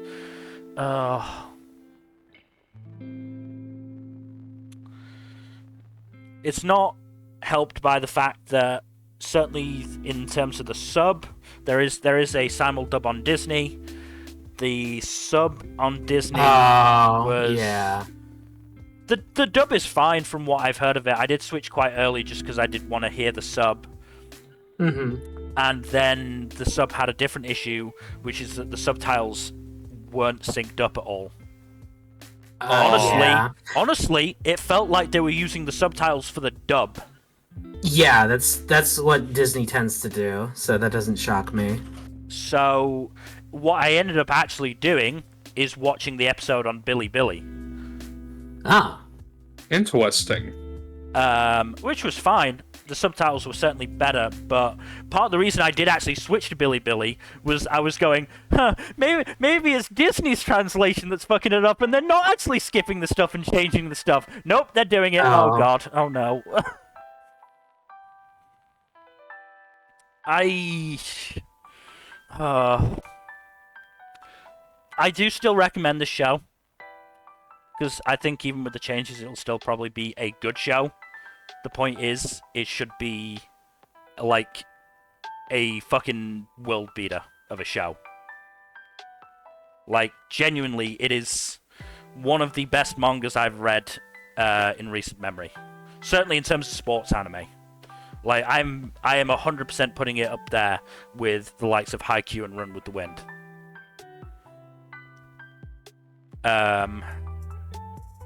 But yeah, I don't know whether it's my paranoia not letting me enjoy it, whether this stuff actually matters or not. I know I did actually go into the Reddit after this, like the mangas Reddit, to see what other manga readers were saying, see if it was just me, and there were other people going, I don't know how to feel about this. This feels wrong that they're skipping this or they're changing this. So I don't know. Is it possible they're also moving some aspects around, and we'll cover some of it later? It's possible. I know some people were saying, "Oh, they probably just moved the Tsukasa stuff into the next episode," and then I was looking at like comments for the next episode, and people going, "They didn't move it here," so I don't know. Maybe they are, maybe they aren't. I honestly don't know. I just really want this to be good, and I just can't help the feeling that Engi's gonna fuck it up. Because of all the series they've fucked up in the past, it's not like I'm just, pulling this out of thin air. They have a history. The last time they changed stuff that I watched for them was fucking Kimono Michi. Oh yeah. They turned a half-decent wrestling isekai into a horrible fucking show. God, I still remember that. Yeah. Like, full of fucking sexual harassment jokes, so I don't think they'll do the same thing here, but as I said, it just really worries me what they're skipping and what they're changing. Yeah. Like I said, I mean, Nmbr, you said you might watch this. I'd still recommend doing it. Because like I said, if nothing else, from the people I've seen that have been reacting to it, having not read the manga, they've been saying it's fine, it's really, really good. But yeah, I will keep watching this, obviously, but I will probably be worried every week. And I'll probably go back to the dub, because I've heard the dub is quite good, actually. Yeah, I can understand how you feel, because I've felt that way about adaptations I've cared about before as well, so yeah. I get it.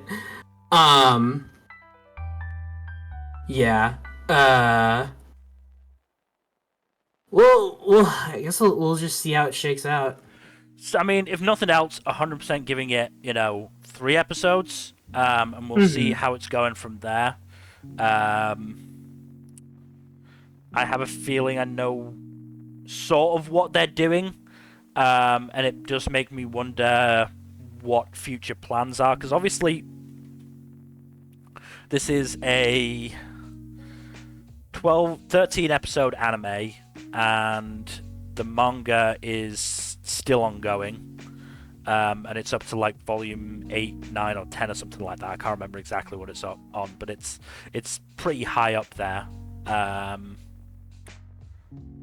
11 now, actually, so and it does make me wonder if they're changing certain stuff to focus on a particular rivalry that Inori has with another skater that they're going to build up to for the end of the core, and then they're just not going to do. They're only going to do a single season of it. That is a possibility in my mind, certainly. We'll just have to see. One interesting detail that I did learn was that I do know that the author of the manga is a really big fan of Natsumi Harase, and they got Natsumi Harase to play the protagonist. So that's great. Yeah, that's great. Oh, no, it goes even deeper. It's they're a fan of Natsumi Harase. Found out that Natsumi Harase has a big love of ice skating as a hobby, and made this manga for the express purpose of getting Natsumi Harase to voice the lead. Hey, if it works, it works. big brain moves. Yeah. Galaxy brain. Hey, if that's the only reason they created the series, then fair fucking play to them, because they've made a fucking incredible sports manga. Absolutely fucking incredible. Let's move on to something that is also incredible, but in the sense of it's not credible at all, because it is Momentary Lily. So how was your bout How with much motion did- sickness? Not as disorienting as I expected, but it was still pretty bad. This is just such a nothing show. It's just it's a nothing show. I don't know what to say about it because That sounds like previous Gohan's originals. yeah. So I'll put off the visuals for a minute. So like post-apocalypse worlds, humans are just gone or wiped out or something. I don't know. It's never properly explained. But there are these little robot dudes that seem to just be keeping everything together and making sure things actually work. And all that's left is this group of teenagers who, for some reason, have these big ass weapons from the alien robot things that killed off humanity. And they fight the big ass alien robots, and then a new girl joins them and teaches them how to use the canned food that they were gathering to make delicious meals. And that's the episode. Okay. It's a nothing show, dude. And all the characters are so one note. Like, oh my god! Like, you got the gamer girl, you got the big sister type, you got the Genki girl who's always happy. It's so nothing. Mm-hmm. And then of course the visuals, where I will say the camera angles aren't as bad as a lot of other Gohan's works, but they're still pretty rough. Yeah. Same goes for the CG, where I would say it's probably not quite as bad, but it's still pretty bad. And visually things do become a jumbled mess here and there.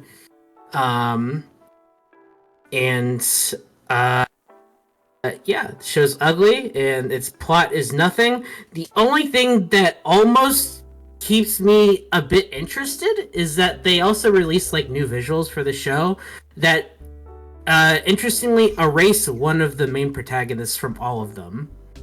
Okay. So don't know what that's about, but it is a bit curious. But I do not care enough to continue this because it's bad. I mean, yeah, I was sure about they Medaka it or something. Yeah. As I said, it just sounds like a pretty typical Gohan's original, where they're more bothered about what they can do with the animation than they are about actually having a story and characters. Yeah, that's the thing. It's like this is so much similar to freaking Handshakers or whatever the hell you want to look at from Gohan's. It's all the same. Handshakers, Wiz, Project Scarred. Yeah, that's the one. Project Start or whatever the frick. That one was bad. I shouldn't have watched as much of it as I did. That one was bad from Gohan's. Really, I'm shocked. I say. Yeah, they really need to stick to, adapting works where they don't need to worry about the story and the characters. Yeah, I hate Gohan's. Ugh. Yeah, this show is weird and bad and has nothing going for it. Yeah. And it's the animations, like, because the big sister type has the big titties, and every time she makes a small motion, they jiggle like hell. It's like, come on, dude. Why? It's like, why? And it's the same with all the characters' hair as well. It's just, it goes all over the place. It's like, no, stop it. That's annoying. I don't like it. I don't like you, Gohan. Stop making anime. Just stop. Just stop existing, okay? Just stop. Or if you're gonna do anything, just adapt manga, okay? Adapt manga I don't care about and will never care about, okay? Please. Honestly, Gohan's track record is a lot better when they're adapting stuff. Yeah, but I still want them to only adapt things I don't care about at risk of them fucking it up. I don't trust them. I Can't blame you. Yeah. I hate Gohan's. I can't wait to see what their next original is, because it'll probably be the same show as this. Yeah. Yes. Anyway, let us move on to something significantly better with My Happy Marriage Season 2. Very good. Yep. I also watched the OVA before starting Season 2. That's nice. It was pretty interesting. Lots of lore implications there. Yeah.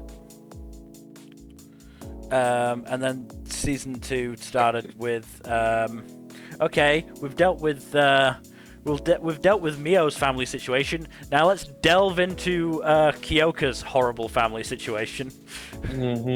Because oh boy, his mum fucking sucks. Oh yeah. Yet somehow she's not even the worst mother in the show by any stretch. No. It really says something. I mean, hey, Tadakio seems nice, at least. Yeah, he's very funny. It's clear to see where, you know, fucking Hazuki got her, you know, personality from. Yeah. Are you watching this subbed or dubbed? Dubbed. Yeah, no, his voice is very fun in the dub. I actually forgot that I was watching it dubbed until like I started the OVA and it was coming out dubbed. I was like, oh yeah, I did watch this dubbed back in the day, didn't I? Back in the day being what, 2 years ago? 2023, I think, yeah. Still back in the day. I also found it. I also noted that it was weird hearing Damien Haas and not as Laios. Yeah. I mean, he does still do some good voice acting, so. No, he's a great voice actor, but there was just that, you know, it's obviously a more, you know, restrained role as Kyoka compared to Laios. Yeah. So there's you know, there's just an element of that. But yeah, and at least we got some nice lightheartedness at the end of the episode with oh no, there's only one bed. Yes, I actually thought that as soon as I saw the thing, like, oh no, there's only one bed. Fan fiction writers, eat your heart out. Yep. But yeah, no, this continues to be good. Yeah, Like, no, production values are great, Yeah. animation is good. It's overall just a really good show. it does seem like the old shitty Emperor has been taken out of the equation permanently. Good. Whether it's because he actually died or Takahito just took him the fuck out, I don't know. But either way, he's gone. Just vegetized him. But there was a mysterious person that Mio saw and was very off-put by, who was in the OP, if I remember correctly. So, yeah, probably not great. It'll be fine. I mean, at the end of the premiere, Takahito was warning Arata of a calamity. So, yeah. Mm-hmm. Guess we'll just have to see. Yeah. But let's move on to Okitsura fell in love with an Okinawan girl, but I just wish I know what she's saying. This is one of those shows where the supposed main girl is a lot less compelling than another character. Thus far, yeah. That's what I've heard. Yeah, no, like so the central conflict is a kind of a love triangle of sorts between the titular girl who has a combination of an unintelligible accent and just speaks a lot of the native language, kind of like, you know, Spanglish, in a way, but like Okinawa and Japanese, and the main dude who has a crush on her and her best friend who basically quote unquote translates for her, who has a crush on the dude. And said best friend is probably the most compelling character in the show. So I'm much more inclined to root for her than for the title character.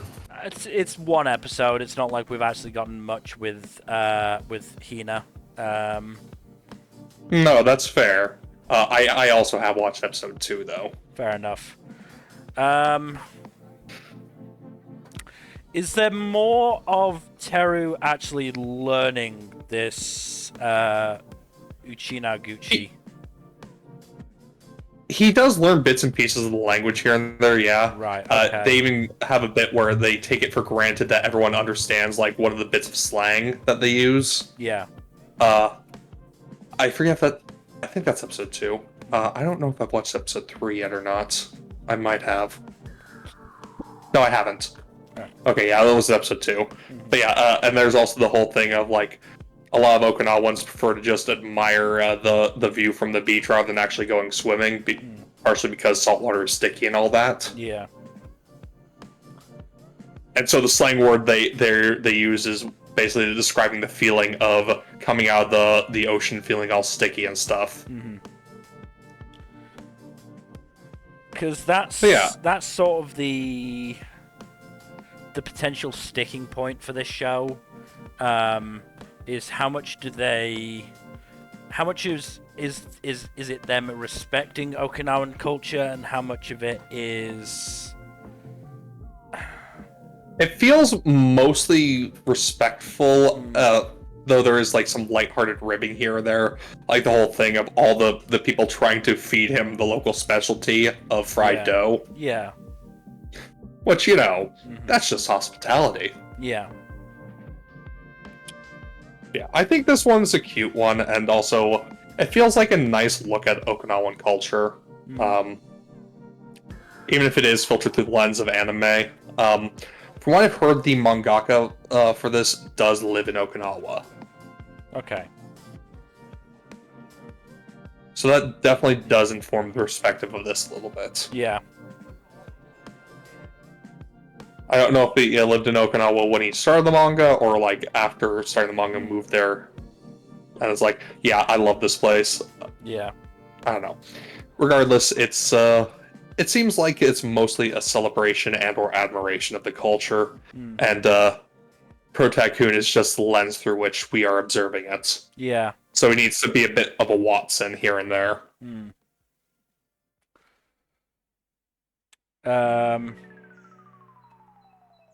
Yeah.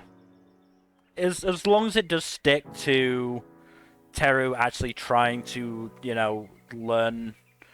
Obviously not learn to speak it fluently, but at least understand Hina when she's speaking it. Yeah. He does seem to want to learn and just, like, vibe with the people and get along with the people there, so that's good. He wants to feel like a part of the community, you know? Yeah. It's a fun show, I think. Let's move on to one that is definitely not. Oh boy. Because up next we have possibly the greatest alchemist of all time.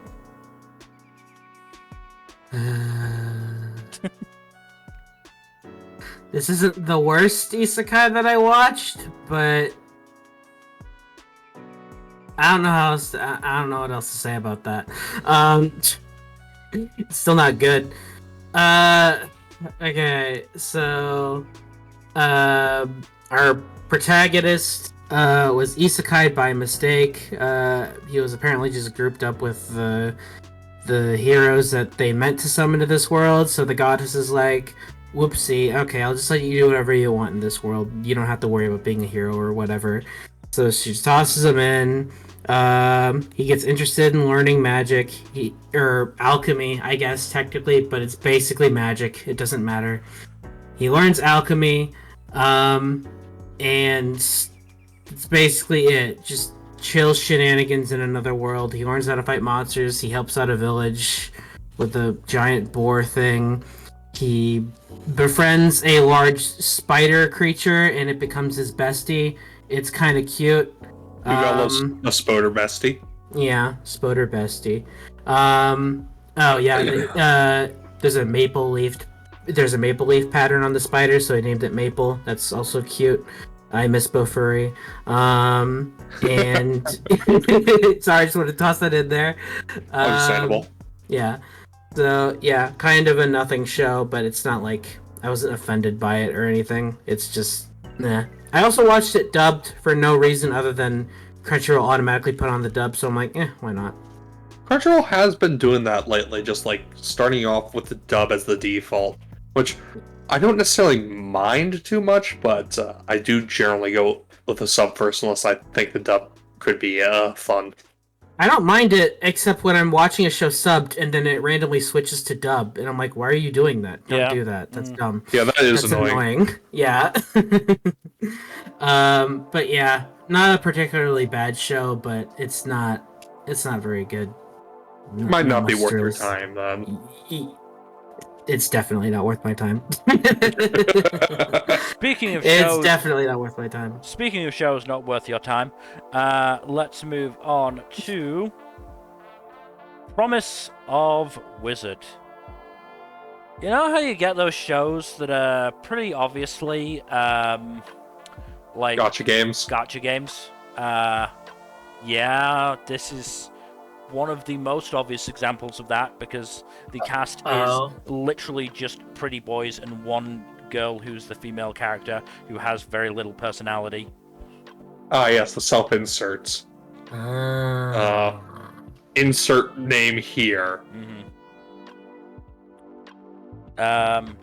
So, similar to how I was calling the main character in Otaku NEET Kunoichi Protag-kun, for the same reason I was calling the girl in this Protag-chan.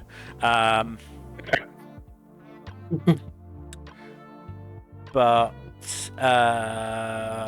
yeah, I mean, literally the episode was the girl, like, noticing that there was this fucking, like, phenomena of, oh, the wind is blustery, the moon is full, and the cats are going crazy, or whatever. She walks into an elevator, the elevator transports her to another world. By way of some fucking mysterious dude called Nmbr turning up and being, like, fucking ominous. She gets to the other world, she's dragged between this guy called Drummond, who's, like, works for, like, the fucking government of this world, and the wizards, who seem to be somewhat discriminated against. And then they spend a good, like, 10 minutes just standing on a staircase when they're supposed to be getting away. And they're just sort of talking, and I don't even really care what they were talking about. So, like, it eventually ends with Protag-chan basically deciding, yeah, I'll join the wizards, fly away on their broomsticks, have a nice fly there. The Drummond guy got turned into a mouse temporarily. Whatever. So I'm just gonna finish this incredibly, dull summation with one good name and one bad name. The bad name is that there is a character whose name is somewhat of an anti-Semitic slur. Oh boy. What is it? Or do you not feel comfortable saying it aloud? I mean, it's the name of a character in a Shakespeare play. I can't remember which one it is. The Merchant of Venice, right? Yes. Which, to be brutally honest, I didn't know that was a slur.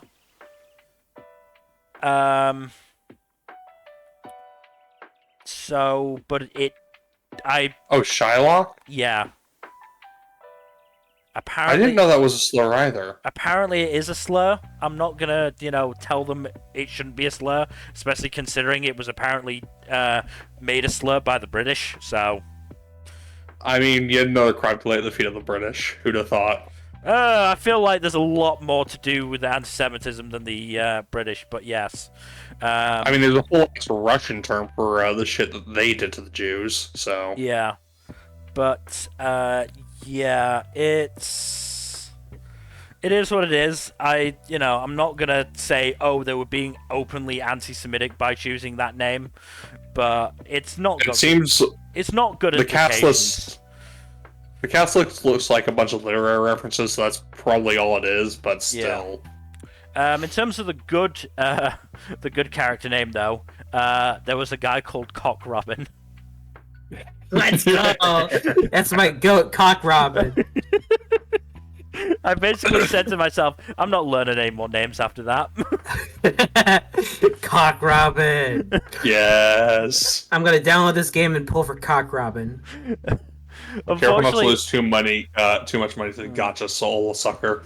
Unfortunately, I don't know if he's actually one of the gotcha characters. He seems like he's on the side. Seems like thus far he's on the side of the government, and I don't think he's even on the cast list. So no. Rip. Man. But yeah. Make Cock Robin playable, dude. I did just suddenly have to just pause it when Cock Robin was on my screen, just going, this is a thing? This is a thing? Why is this a thing? Why? Why did you call your character Cock Robin? Why not? It's yeah, Cock why not? Robin. Cock Robin the goat. Yeah. Well, a lot of these names are a bit out there. Unsurprising. Nero Turner. Huh. Like the fucking Emperor of Rome? Ah, yes. Heathcliff Blanchett. I didn't know Kate Blanchett has a child named Heathcliff. Or was it a Kane brother? Knightley. Faust Lavina. Mithra. Okay. Okay, now you're making shit up. Oz. Wait, Oz? This character's name is just Oz. Yeah. Nope. Lennox Ram. Huh? Huh. Merhart. That was the guy who was being all mysterious and ominous. Hmm. There's also just Owen. Yeah. And, you know, the one character on that cast list that doesn't have a picture is the fucking female main character. That's hilarious. That is so funny. Everyone else has got a fucking picture from the gacha game. That's really funny. Bradley Bane. Ooh. I like that. I like Bradley Bane. I'm looking at the fucking key visual. I don't think she's even on there. No, she is. She's no, in she the is. center. Yeah, Near the center. Yeah. Either way, this was boring as shit. I'm shocked. Hey, at least you got amusement from Cock Robin. At least I got amusement from Cock Robin. And some of these other names as well. Yeah.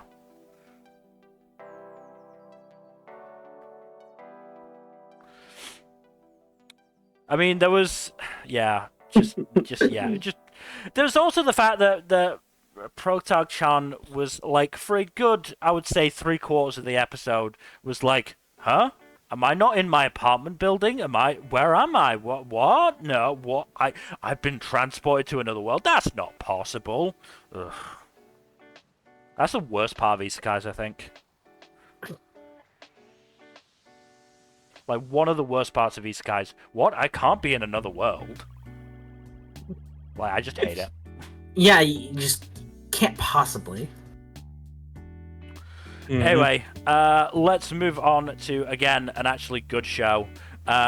Because we have... The Red Ranger becomes an adventurer in another world. This show is so Isekai. fucking fun. Decent isekai, thank God. Yeah. I mean, there's so much mileage to be gotten out of the Red Ranger from a Sentai team gets isekai'd.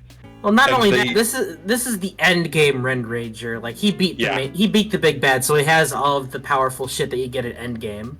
Yeah, exactly. So it's actually justified that he's OP. Plus, he brings along all his Sentai gimmicks to baffle the natives of the world. Yeah, namely the main mage woman, who I like her dynamic with him a lot. It's cute. Yeah, That's probably gonna carry the show for me, along with the Sentai gimmicks. Mm-hmm. Yeah, no, they have a really great dynamic. I do wish her outfit was a little bit less revealing, but yeah, that's my only real complaint about the entire show. So I kind of got used to it, so Yeah. I think I've just gotten numb to weird outfits in anime now. Yeah. Yeah. But yeah, no, it's still really fun. I love all the fun little gags of like him causing enemies to explode when he defeats them, and it ruins the loot drops. Yeah, that's funny. Just like, And all his signature moves are just different forms of friendship. and relationship in general as well. Yeah. Was it like the engagement band or something like that? Yeah. Marriage bullet. Something like that. Yeah, it's really fun. Mm-hmm. Yeah. Just a fun little show. I like it. Don't know if I don't know if the gimmicks will get stale or not, but I'm willing to watch it for now. It's fun. It is legitimately insane that I can legitimately say there are a handful of good isekai this season, and this is one of them. Yeah. I mean, if nothing else, it's just because there's so many fucking more isekai this season than typically. Yeah. Yeah. A few of them got a hit, right? Yeah. Mm-hmm. Yeah, probably move on to another good, funny, well-produced show. Let's move on to Sakamoto Days. Yeah, People who are anyone... complaining that this looks Yeah. like garbage are absolutely nuts. Look, the general animation isn't, like, particularly inspiring, but in the action scenes, it's good. It's not, Yeah. fucking Ufotable or Mappa levels amazing, but it's No, good. it has to look like Jujutsu Kaisen Season 2. God. People are actually arguing that specifically. Yeah. That and Demon Slayer. Yeah, no, those are exceptions for the rule, Yeah. unfortunately. No, this looks, as I said, for the most part, it looks fine, and when it needs to, it looks really good. Yeah, It's the cold open action scene in particular is really good. Yeah. That said, from what I know, I haven't watched it. From what I know, it is unfortunate that it's not quite getting the treatment it deserves, because these fights, from what I know, go pretty bonkers. Yeah. So it'd be nice if they had more flair to them. But from what I've seen, yeah, it looks good. It looks like a more than serviceable adaptation. Yeah. Again, like, the complaints about it seem a bit overblown how they actually watched the premiere. Does not say that, like, it's not worthy of complaint, but, like, still. I mean, my main issue with the show is more that I have a fear that there's going to be a fair amount of fat shaming going in. Yeah, no, that was annoying, but, like, I do hope it's not, like, the main source of jokes. Yeah. That would be a bit annoying. To be fair, it wasn't in the first episode. There was just, 2 or 3 just annoying comments made. Jabs about it, yeah. I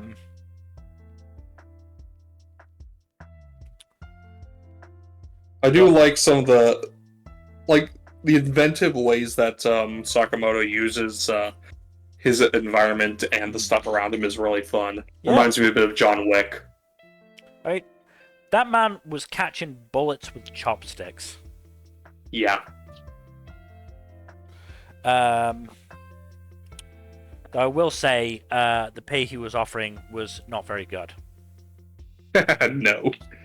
I mean, it's a convenience store and one that's not in a big city, so it's not too surprising, but still. I know. I'd have to, as I did for a show that I can't even remember what show I did it for, but I would have to go and look at minimum wage for Japan and the various prefectures, but certainly, 800 yen an hour is not, when you convert that, that's not anywhere near fucking British minimum wage.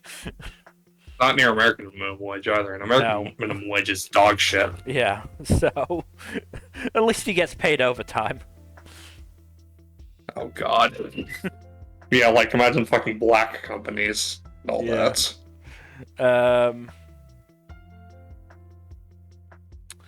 But yeah, no, this was a really good first episode. Honestly, like I said at the end of my notes. Fair play. I slept on Sakamoto when it first came out, and I shouldn't have based on this first episode because it seems really fun. Yeah. I also watched this dubbed, which was good. Matt Mercer voicing the lead is great. Yeah, Matt Mercer voicing Sakamoto, even if Sakamoto doesn't talk that often, but it was still good. Yeah.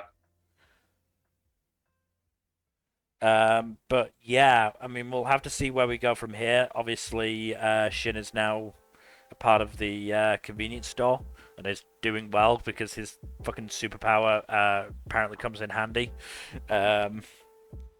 Shocker. Who'd have thought?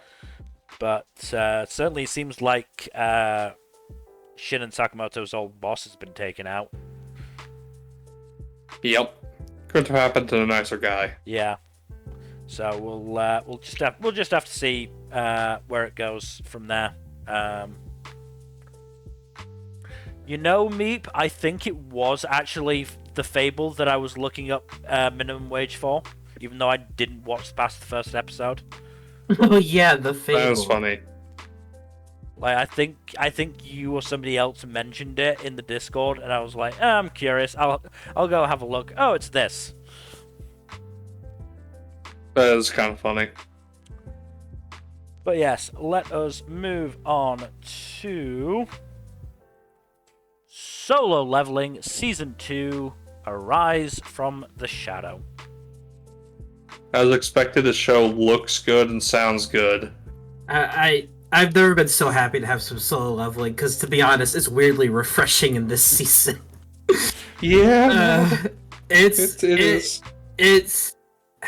I'm mad I enjoyed these two episodes as much as I did. It's just good fun. And It's the junk food we need. It is, dude. It's great. Have you watched episode 2? I did. Okay. Jinwoo killing that dude, the one asshole who was leading the party that was gonna try to kill him. Him just killing him and then turning him into an undead minion was pretty great. I genuinely didn't see that coming. Yeah. And also, Igris is kind of hard carrying Jinwoo a little bit here because he's pretty OP.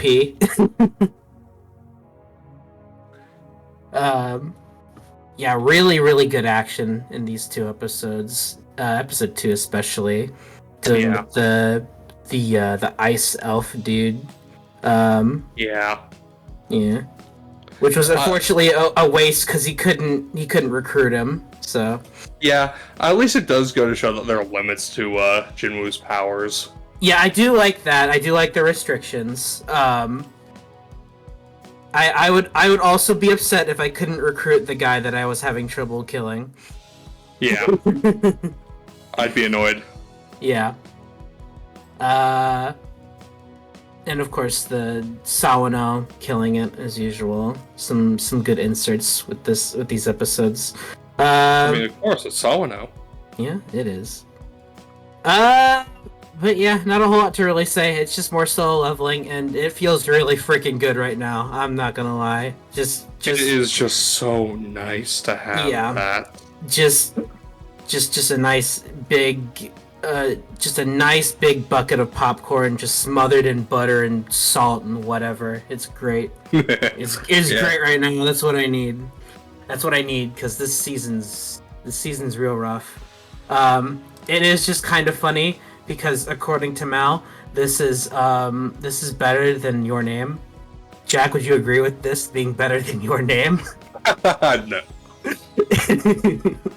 Yeah, this is like 0.01 higher than Your Name. It's also above Mob Psycho Season 2, which is call bullshit on that. That's just blasphemy. That's just nonsense. But it's Mal. I'll let it go. But yeah, it's solo leveling. You know what you're getting. It's just good junk food, and it's real good in this season. Indeed it is. Indeed it is. Alright, let's move on to Sorairo Utility.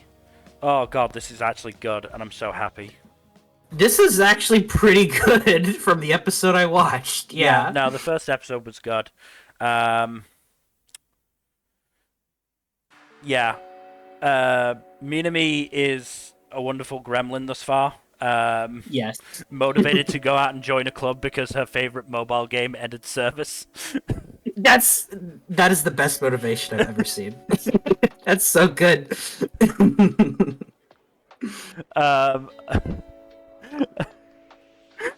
Coming across the old dude asking if he needed help, and he was so like amazed at Minami asking that he was willing to die and follow her to heaven.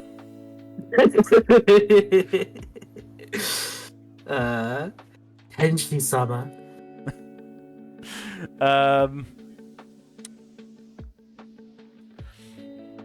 There was also the fact that I absolutely don't see it going anywhere, but it was quite fun that Minami decided to take up golf because a attractive senpai blew a kiss at her and got real close to her. Yeah. I don't expect it to go anywhere, but definitely some potential Yuri vibes there. Yeah. It's 100% not going anywhere, but I'm gonna be, happy just poking it anyway. This is an original. You never know, okay? Maybe it will. Maybe it will. It's not going to, but I'm not giving up hope. Damn it. The issue is I've had hope so many times before, especially for originals, and it's never worked. So even when it seemed like it was a slam dunk and was absolutely going to, Girls Band Cry had an outright confession and they did nothing with it. So which was still pretty insane. Yeah. But right now I'm talking about Jellyfish because I was more invested in that ship, and it seemed like it was actually going somewhere, and it didn't, and I'm still recovering from that. Yeah. Anyways, this show's fun. I like it so far. Yeah, this show is really fun. The animation has been good, and I like the characters. I like Minami. I like Haruka. I like Izumi, and I like the three old dudes who just joke about dying soon. Yeah. Also, Izumi's funny because she's just chilling on her smartphone the whole time. She's just like, yeah, more of your bullshit. All right, yep. She also tried to throw stones from her glass house in terms of the age range of golf. Like, girl, you play fucking shogi. You don't get to talk. Yeah, Miss gonna be a shogi champ. Like, yeah. Geez.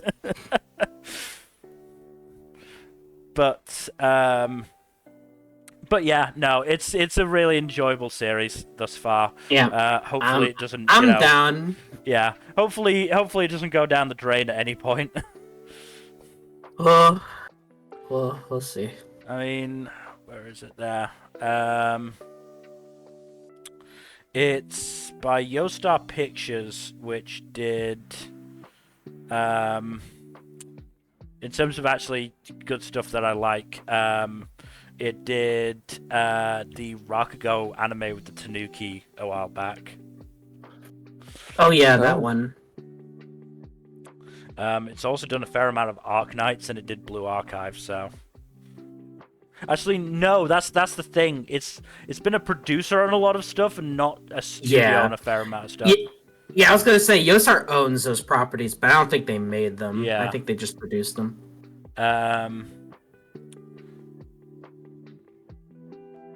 The director did key animation on Promare and on Gridman. Oh, okay, all right. And a lot of stuff on Little Witch Academia. Ooh. Oh. Okay. So this is a trigger vet. Okay. All Yes, right. that's right. I do remember seeing that. I think there are like the two leads are trigger vets, which is wow. why there was sort of a similar sort of cartoony style. Some of the facial expressions. Mm-hmm. Yeah, I definitely see some of that here.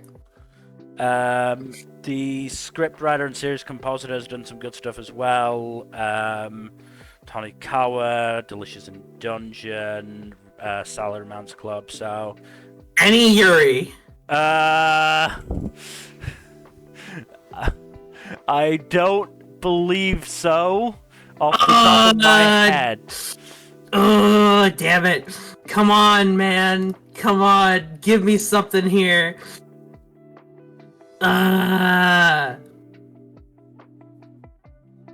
This close to greatness. Yeah, I don't think so.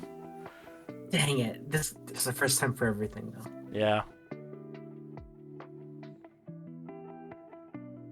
Yeah, I don't think so. But hey, let me see if there's any other script writers listed. Yeah. No, doesn't seem so. Oh no, there is Ayasatsuki. There's two of them. Did the script for Moipon. That could have gotten gay. And then the other one, no, just Dark Knights. Okay. All right. We'll see. But yeah, so the director and series composer are both Trigger alumni. So hey, even if it doesn't go gay, it'll at least be good. Theoretically. Oh wow! Even the original creator had a work that ended up being adapted at Trigger. Mm. That's interesting. Yeah. So they had an in. Okay. Huh. Like I said, even if / when this doesn't go gay, I'm still probably gonna enjoy it because it's been, I've been really liking the character stuff thus far and the dynamics. So yeah. Mm-hmm. Let's move on though to Tasokare Hotel. I thought this was pretty interesting, actually. That's good. So the general premise is that there is basically a hotel between life and death, and people, I don't think all dead people, but certainly some dead people basically people who are on the border of life and death will find themselves in the hotel and have to basically figure out what happened to them to know whether they're moving on to the land of the dead or going back to the land of the living. Interesting. So the protagonist, Sukahara Neko, yes, she is quite cat-like. Good. Fairly sure she got stabbed in the opening scene, so depending on how... Yeah, 100 Girlfriend... We're going alphabetical. 100 Girlfriends was at the start, yes. 100 Girlfriends was right at the start. So she could be alive, in a coma, or she could very much be dead, we don't know. And the first half of the episode was very much, just introducing to concepts and everything, and then the second half was basically Neko deciding, hey, there's this guest here with a tarot card head, because apparently the guests will have some kind of gimmick before they remember their name. Let's find out what's happening with him. And it was a whole thing of this girl was really into a fortune teller streamer called Amaroon, who then got into a scandal. She went to she met him and I think it was straight up confront him about, was it confront or was it say that she was supporting him? Something like that. She met him, he overreacted and bonked her on the head with a crystal ball. But it actually only knocked her unconscious, so she did actually get to go back to the land of the living in the end. but basically Neko enjoyed doing the detective work of this, and then giving the woman a motivational speech. So asked if she could work there while she figures herself out. Yeah, I mean, to me it seemed interesting. Again, there is an element of dry season to this, which we'll see. I do want to at least give it 3 episodes and see how it turns out from here. The other, 2 other things. Neko was apparently a fan of an idol group with 365 members. Holy shit. And the other thing is, for the most, certainly for the first half of the episode, Neko was pretty low-key, low energy. The only time she got excited was when she met a cute girl. Huh. Uh-huh. So, maybe. Again, not gonna put any bets on that, but certainly interesting, if nothing else. Showed no interest towards the quite attractive man that was showing around the hotel called Atari, but the cute maid, oh yeah, there was some excitement there. Yeah, as I said, I'm definitely giving this 3 episodes. The other thing, I've told Jack this, but Nmbr, you will probably appreciate this as well. This is on Amazon, and I think I found a way to get around the ads. Oh? You basically have to download the episode first. In doing so, downloading the fucking Prime Video for Windows app, but hey, I don't care.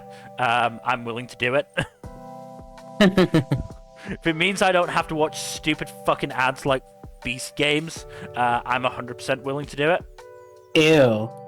Yeah, that's exactly what I said. I mean, I was actually going to watch this pretty early on, and then I saw that it was giving me an ad at the start, and then there were 2 fucking ad breaks in the episode. For a regular 24-minute episode. And then I was like, okay, I'm just going to go check if Tubi has it. No, it doesn't. It does have some interesting stuff, like the Taiwanese adaptation of Dragon Ball, among other things. Mm-hmm. But yeah, and then I took a break, came back to it, and was like, I wonder if this will work. Hey, it does work. But yeah, no, I thought this was interesting, but, mileage may vary. Let's move on to, I believe, our final sequel of the list, and it's a really fucking good one. It is Toilet Bound Hanako-kun Season 2. Starting off the season strong, I see. I missed this fucking show. That's very good. Like, it was such a fun episode. And yes, so this arc, the Clock Keepers, in the manga, it is actually it actually happened before the end of season 1 events. I understand they have to shuffle things around because this is substantially longer than they had room for. Possibly, yes. There's also just an element of, I think they wanted to have a bit more of... They wanted to have a wrap-up that included, Mitsuba and Tsukasa, who obviously became big parts in that season. Whereas, certainly thus far, they're not a part of this arc. Instead, we're focusing on Aoi and male Aoi. Yeah. That's not going to get confusing at all. That's why I went with male Aoi. And it did occur to me that male Aoi is actually a not terrible depiction of a yandere. Yeah, that whole sequence where he bonks the suitors of his crush is hilarious. Also, I mean, the last couple of shows have been talking about Yuri. Jesus, Hanako possessing Nene, and then, oh boy. Learning with Aoi, yeah, that was fun. That was great. And hey, fucking fair play to Akari Kito. She did such an incredible job, like, mimicking Hanako's vocal patterns. Yep. Um, Well, Japanese VAs, as it turns out, are really fucking good at her job. Yeah. No, she was really, really good at that. I mean, hey, you know, it made Aoi melt and it made Ko melt, so, you know, she did a really fucking good job there. And yeah, as it turns out, male Aoi is the clock keeper of the present. Very, very curious. Very interesting. Which probably, you know, may or may not explain why Aoi wasn't affected by the aged classroom. Yes, we'll just have to find out about that, won't we? Yeah. And just like with Apothecary Diaries, I am probably going to start rereading Hanako as well. I'm shocked. This episode made me remember just how much I fucking love this series. Yeah, that's a great time. Last two things. The artist for the OP is not the same as the first, but they're definitely trying to keep with that style, which is quite interesting and quite good because I liked the first OP. And why the fuck does Nene's hamster have the name of a porn star? Wait, what? I mean, I don't know if it's an actual porn star, but Black Canyon sounds like a porn star. Sorry, what? What is that name? Black Canyon. That is what the hamster is called. Black Canyon. Yeah. That's absolutely a porn name, yeah. That's one of my favorite stages from Sonic the Hedgehog. But yeah. Hanako-kun Season 2, really fucking good. Really, really good. Also, to address the comments real quick, yeah, no, not... Well, first episode is usually a good indicator. It's not always a good indicator, which is why people generally go by the 3-episode rule. But at the same time, if someone bounces off the first episode of something, it's not necessarily on them. Sometimes it's just they do not vibe with something. I also think it's also just on a show-by-show basis. I think most shows you can get away with just watching one episode, but sometimes you gotta let them cook a little bit. Yes. Again, it really depends on the show, because if you remember a few years ago now, Decadence, you didn't get what the actual concept of the show was until, I think, like, episode 2 or 3. It was episode 2, yeah. It didn't show its hand until episode 2. Episode 1 was super misleading. Yeah. Not that, I don't think the stuff in episode 1 was bad, but then it had this incredibly massive twist in episode 2. Yeah. Yeah, exactly. Oh yeah, that's fair, but like, once again, like, that's why the 3-episode rule usually exists, and that's why people swear by it, because sometimes you will get something in the 2nd or 3rd episode of a show that just absolutely shakes the paradigm that was set up in the 1st and or 2nd episodes. And then sometimes you could sniff garbage a mile away. Yeah, exactly. I mean, that's the thing. They're just, as we were saying, 400 Girlfriends. There are just shows that, you know, you watch one episode of them and you just know, look, I'm just not going to vibe with this. I'm just not going to vibe with this entire show's concept. And sometimes that's completely fair. Yeah. Sometimes it's a case of, I know this is not to my taste. I gave it a chance. I don't really feel like spending more time on it, and that's fair. And it's not like everyone who says "not for me" is deriding the show by doing that. But yeah, it is oftentimes just a matter of taste. But speaking of matters of taste, let's move on to Übel Blatt. So this has the makings for an interesting dark fantasy story. I am curious as to how well it'll handle, like, just overall, like, it has set up to tackle some sensitive subject matter here and there, but it's kind of just elided it so far. I am curious if/how it will tackle it. It does have, as a lot of dark fantasies do, for some reason, a predominantly male cast. I don't know why so many dark fantasies are like that. It's just, yeah. It does annoy me, though. Like, that said, the main core concept behind the series is an interesting one. The whole thing of, like, a party of heroes set out to defeat the great evil. They succeeded, but some of the heroes betrayed some of the other survivors in order to take the power and glory for themselves. Which, interesting setup. It'll be interesting to see how precisely the protagonist is connected to that, because he doesn't seem directly connected at first glance, but remains to be seen. I'm always give this one 3 episodes. It's not one of the better premieres I watched, but it's certainly better than the Dross. Yeah. Low bar, yeah.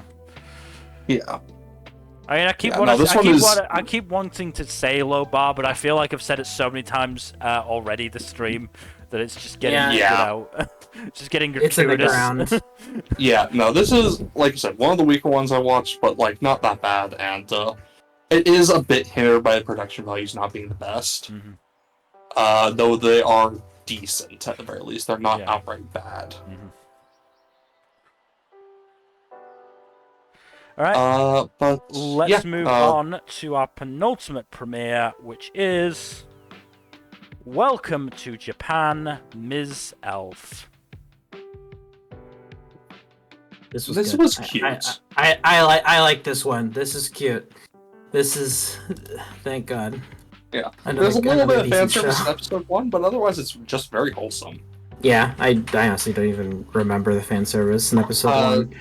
She got transported to our world Sans clothes. Oh yeah. It didn't do that much with that, so I'm willing to forgive it a little bit. I mean, it does at least make sense by in-world logic as well, because she didn't have an outfit to fit on in Japan, so where would she get that? And yet you can transfer food over there without issue. Yeah, no, that is... The mechanics of it are a bit odd, let's say. Yeah. But anyways, yeah, so Protect-kun goes into a nice little fantasy world in his dreams. And then one day, when he dies in his dream, his elf companion dies with him, and then they just wake up in the same bed together in modern-day Japan. And he just ends up showing the elf companion around, and it's really cute. She has nice little reactions to everything, and it's fun. I like it. Yeah, no, it's very cute. Also, episode 2 introduces a hot dragon elf. Oh. Well, there you go. That's something to look forward to. Look, I'm not going to mention that. No. I mean, that's fair. I haven't watched episode 2 yet, so cool. But yeah, not a lot to really talk about with the show, but it's really cute and fun, and I like it conceptually. It's good. A nice reverse isekai is good. More shows should do that. Yes. Please. I'm begging you. Like, too many people don't seem to understand the concept of reverse isekai. Nope. Damn shame. Yeah. Oh well. Still very fun, very cute show. The protagonists have a nice dynamic. Oh yeah, and they're actually adults, which is nice. Yeah. Especially for the elf who's like 200-something years old. I think she's like something over 100. I don't remember exactly how old she is. Yeah. But no. Yeah, it's nice. couple of adults, so that's good too. Mm-hmm. Yeah, but no, cute show. I like it a lot. As do I. Okay, let's move on to our final premiere, which is Zenshu. Holy fucking shit. This show is so fucking good. Hmm. I'm not quite sold on it just yet. Neither am I, to be honest. Mm-hmm. I really like the premiere, honestly. I'm kind of here or there on the premiere because like I'm starting to see what it's going for, but I'm just not entirely hooked yet. The last sequence was crazy and I like it. And there's some good gags in there too. Yes, I too want to eat fictional anime food. I can relate to that. Yeah, it is. Yeah, it's always sad when the mascot character fucking dies. So Yeah. Glad we avoided that timeline. Mm-hmm. Yep. I mean, if nothing else, I think the part of the issue is that premiere was a lot of setting up of the concept. With episode 2 does a lot more with it, I will say. Yeah, with not a huge amount towards certainly character stuff for Natsuko. Like there was obviously a bit. There's a lot of groundwork. Yeah, for sure. And I'm guessing that Natsuko probably isn't going to spend the entire time in this one world. It's hard to say. I'm pretty sure this is an original. Yeah, this is an original, which is hilarious considering it's being made by Mappa and the subject material is an overworked animator. So, I mean, Jesus Christ, did those clams work quickly? I mean, they were spoiled clams, so... Yeah, but still, like, that was instant. Yeah. Yeah. You should not eat clams that look that color. That is a very bad idea. Yeah, you don't want to get isekai, do you? It's definitely one of the more humiliating ways to get isekai, that's for sure. Yeah. Then again, if I end up in one of my favorite anime things, I mean, hey, I like Digimon. Yeah. Also, Digimon. The fucking mayor just like flexing back and forth as his idle standing thing is pretty funny. Background thing.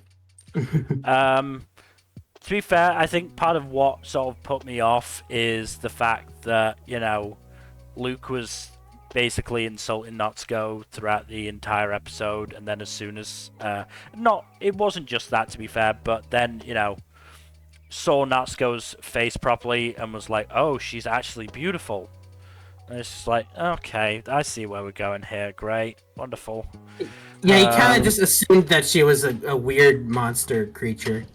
Which I can sort of get, but yeah, it's just exasperating, especially considering there was absolutely no chemistry between them in terms of romance. Yeah, that kind of put me off as well. I mean, obviously, there's no guarantee that there's going to be romance, but yeah, that was just an element that was really just like, oh, okay, fine, but I guess we're going this route. Yeah, I get it. Also, what was I gonna say? There is a really cool sequence in episode 2. There's, you know what Nitano Circus is, right? What? Nitano Circus. I'm not familiar. So Nitano Circus is basically a quote-unquote festival of missiles that just pops out and flies all across the screen before colliding with their respective targets. And they got the namesake of the Nitano Circus to do the animation for that in episode 2. Oh, that's cool. Yeah, that's really cool. That's neat.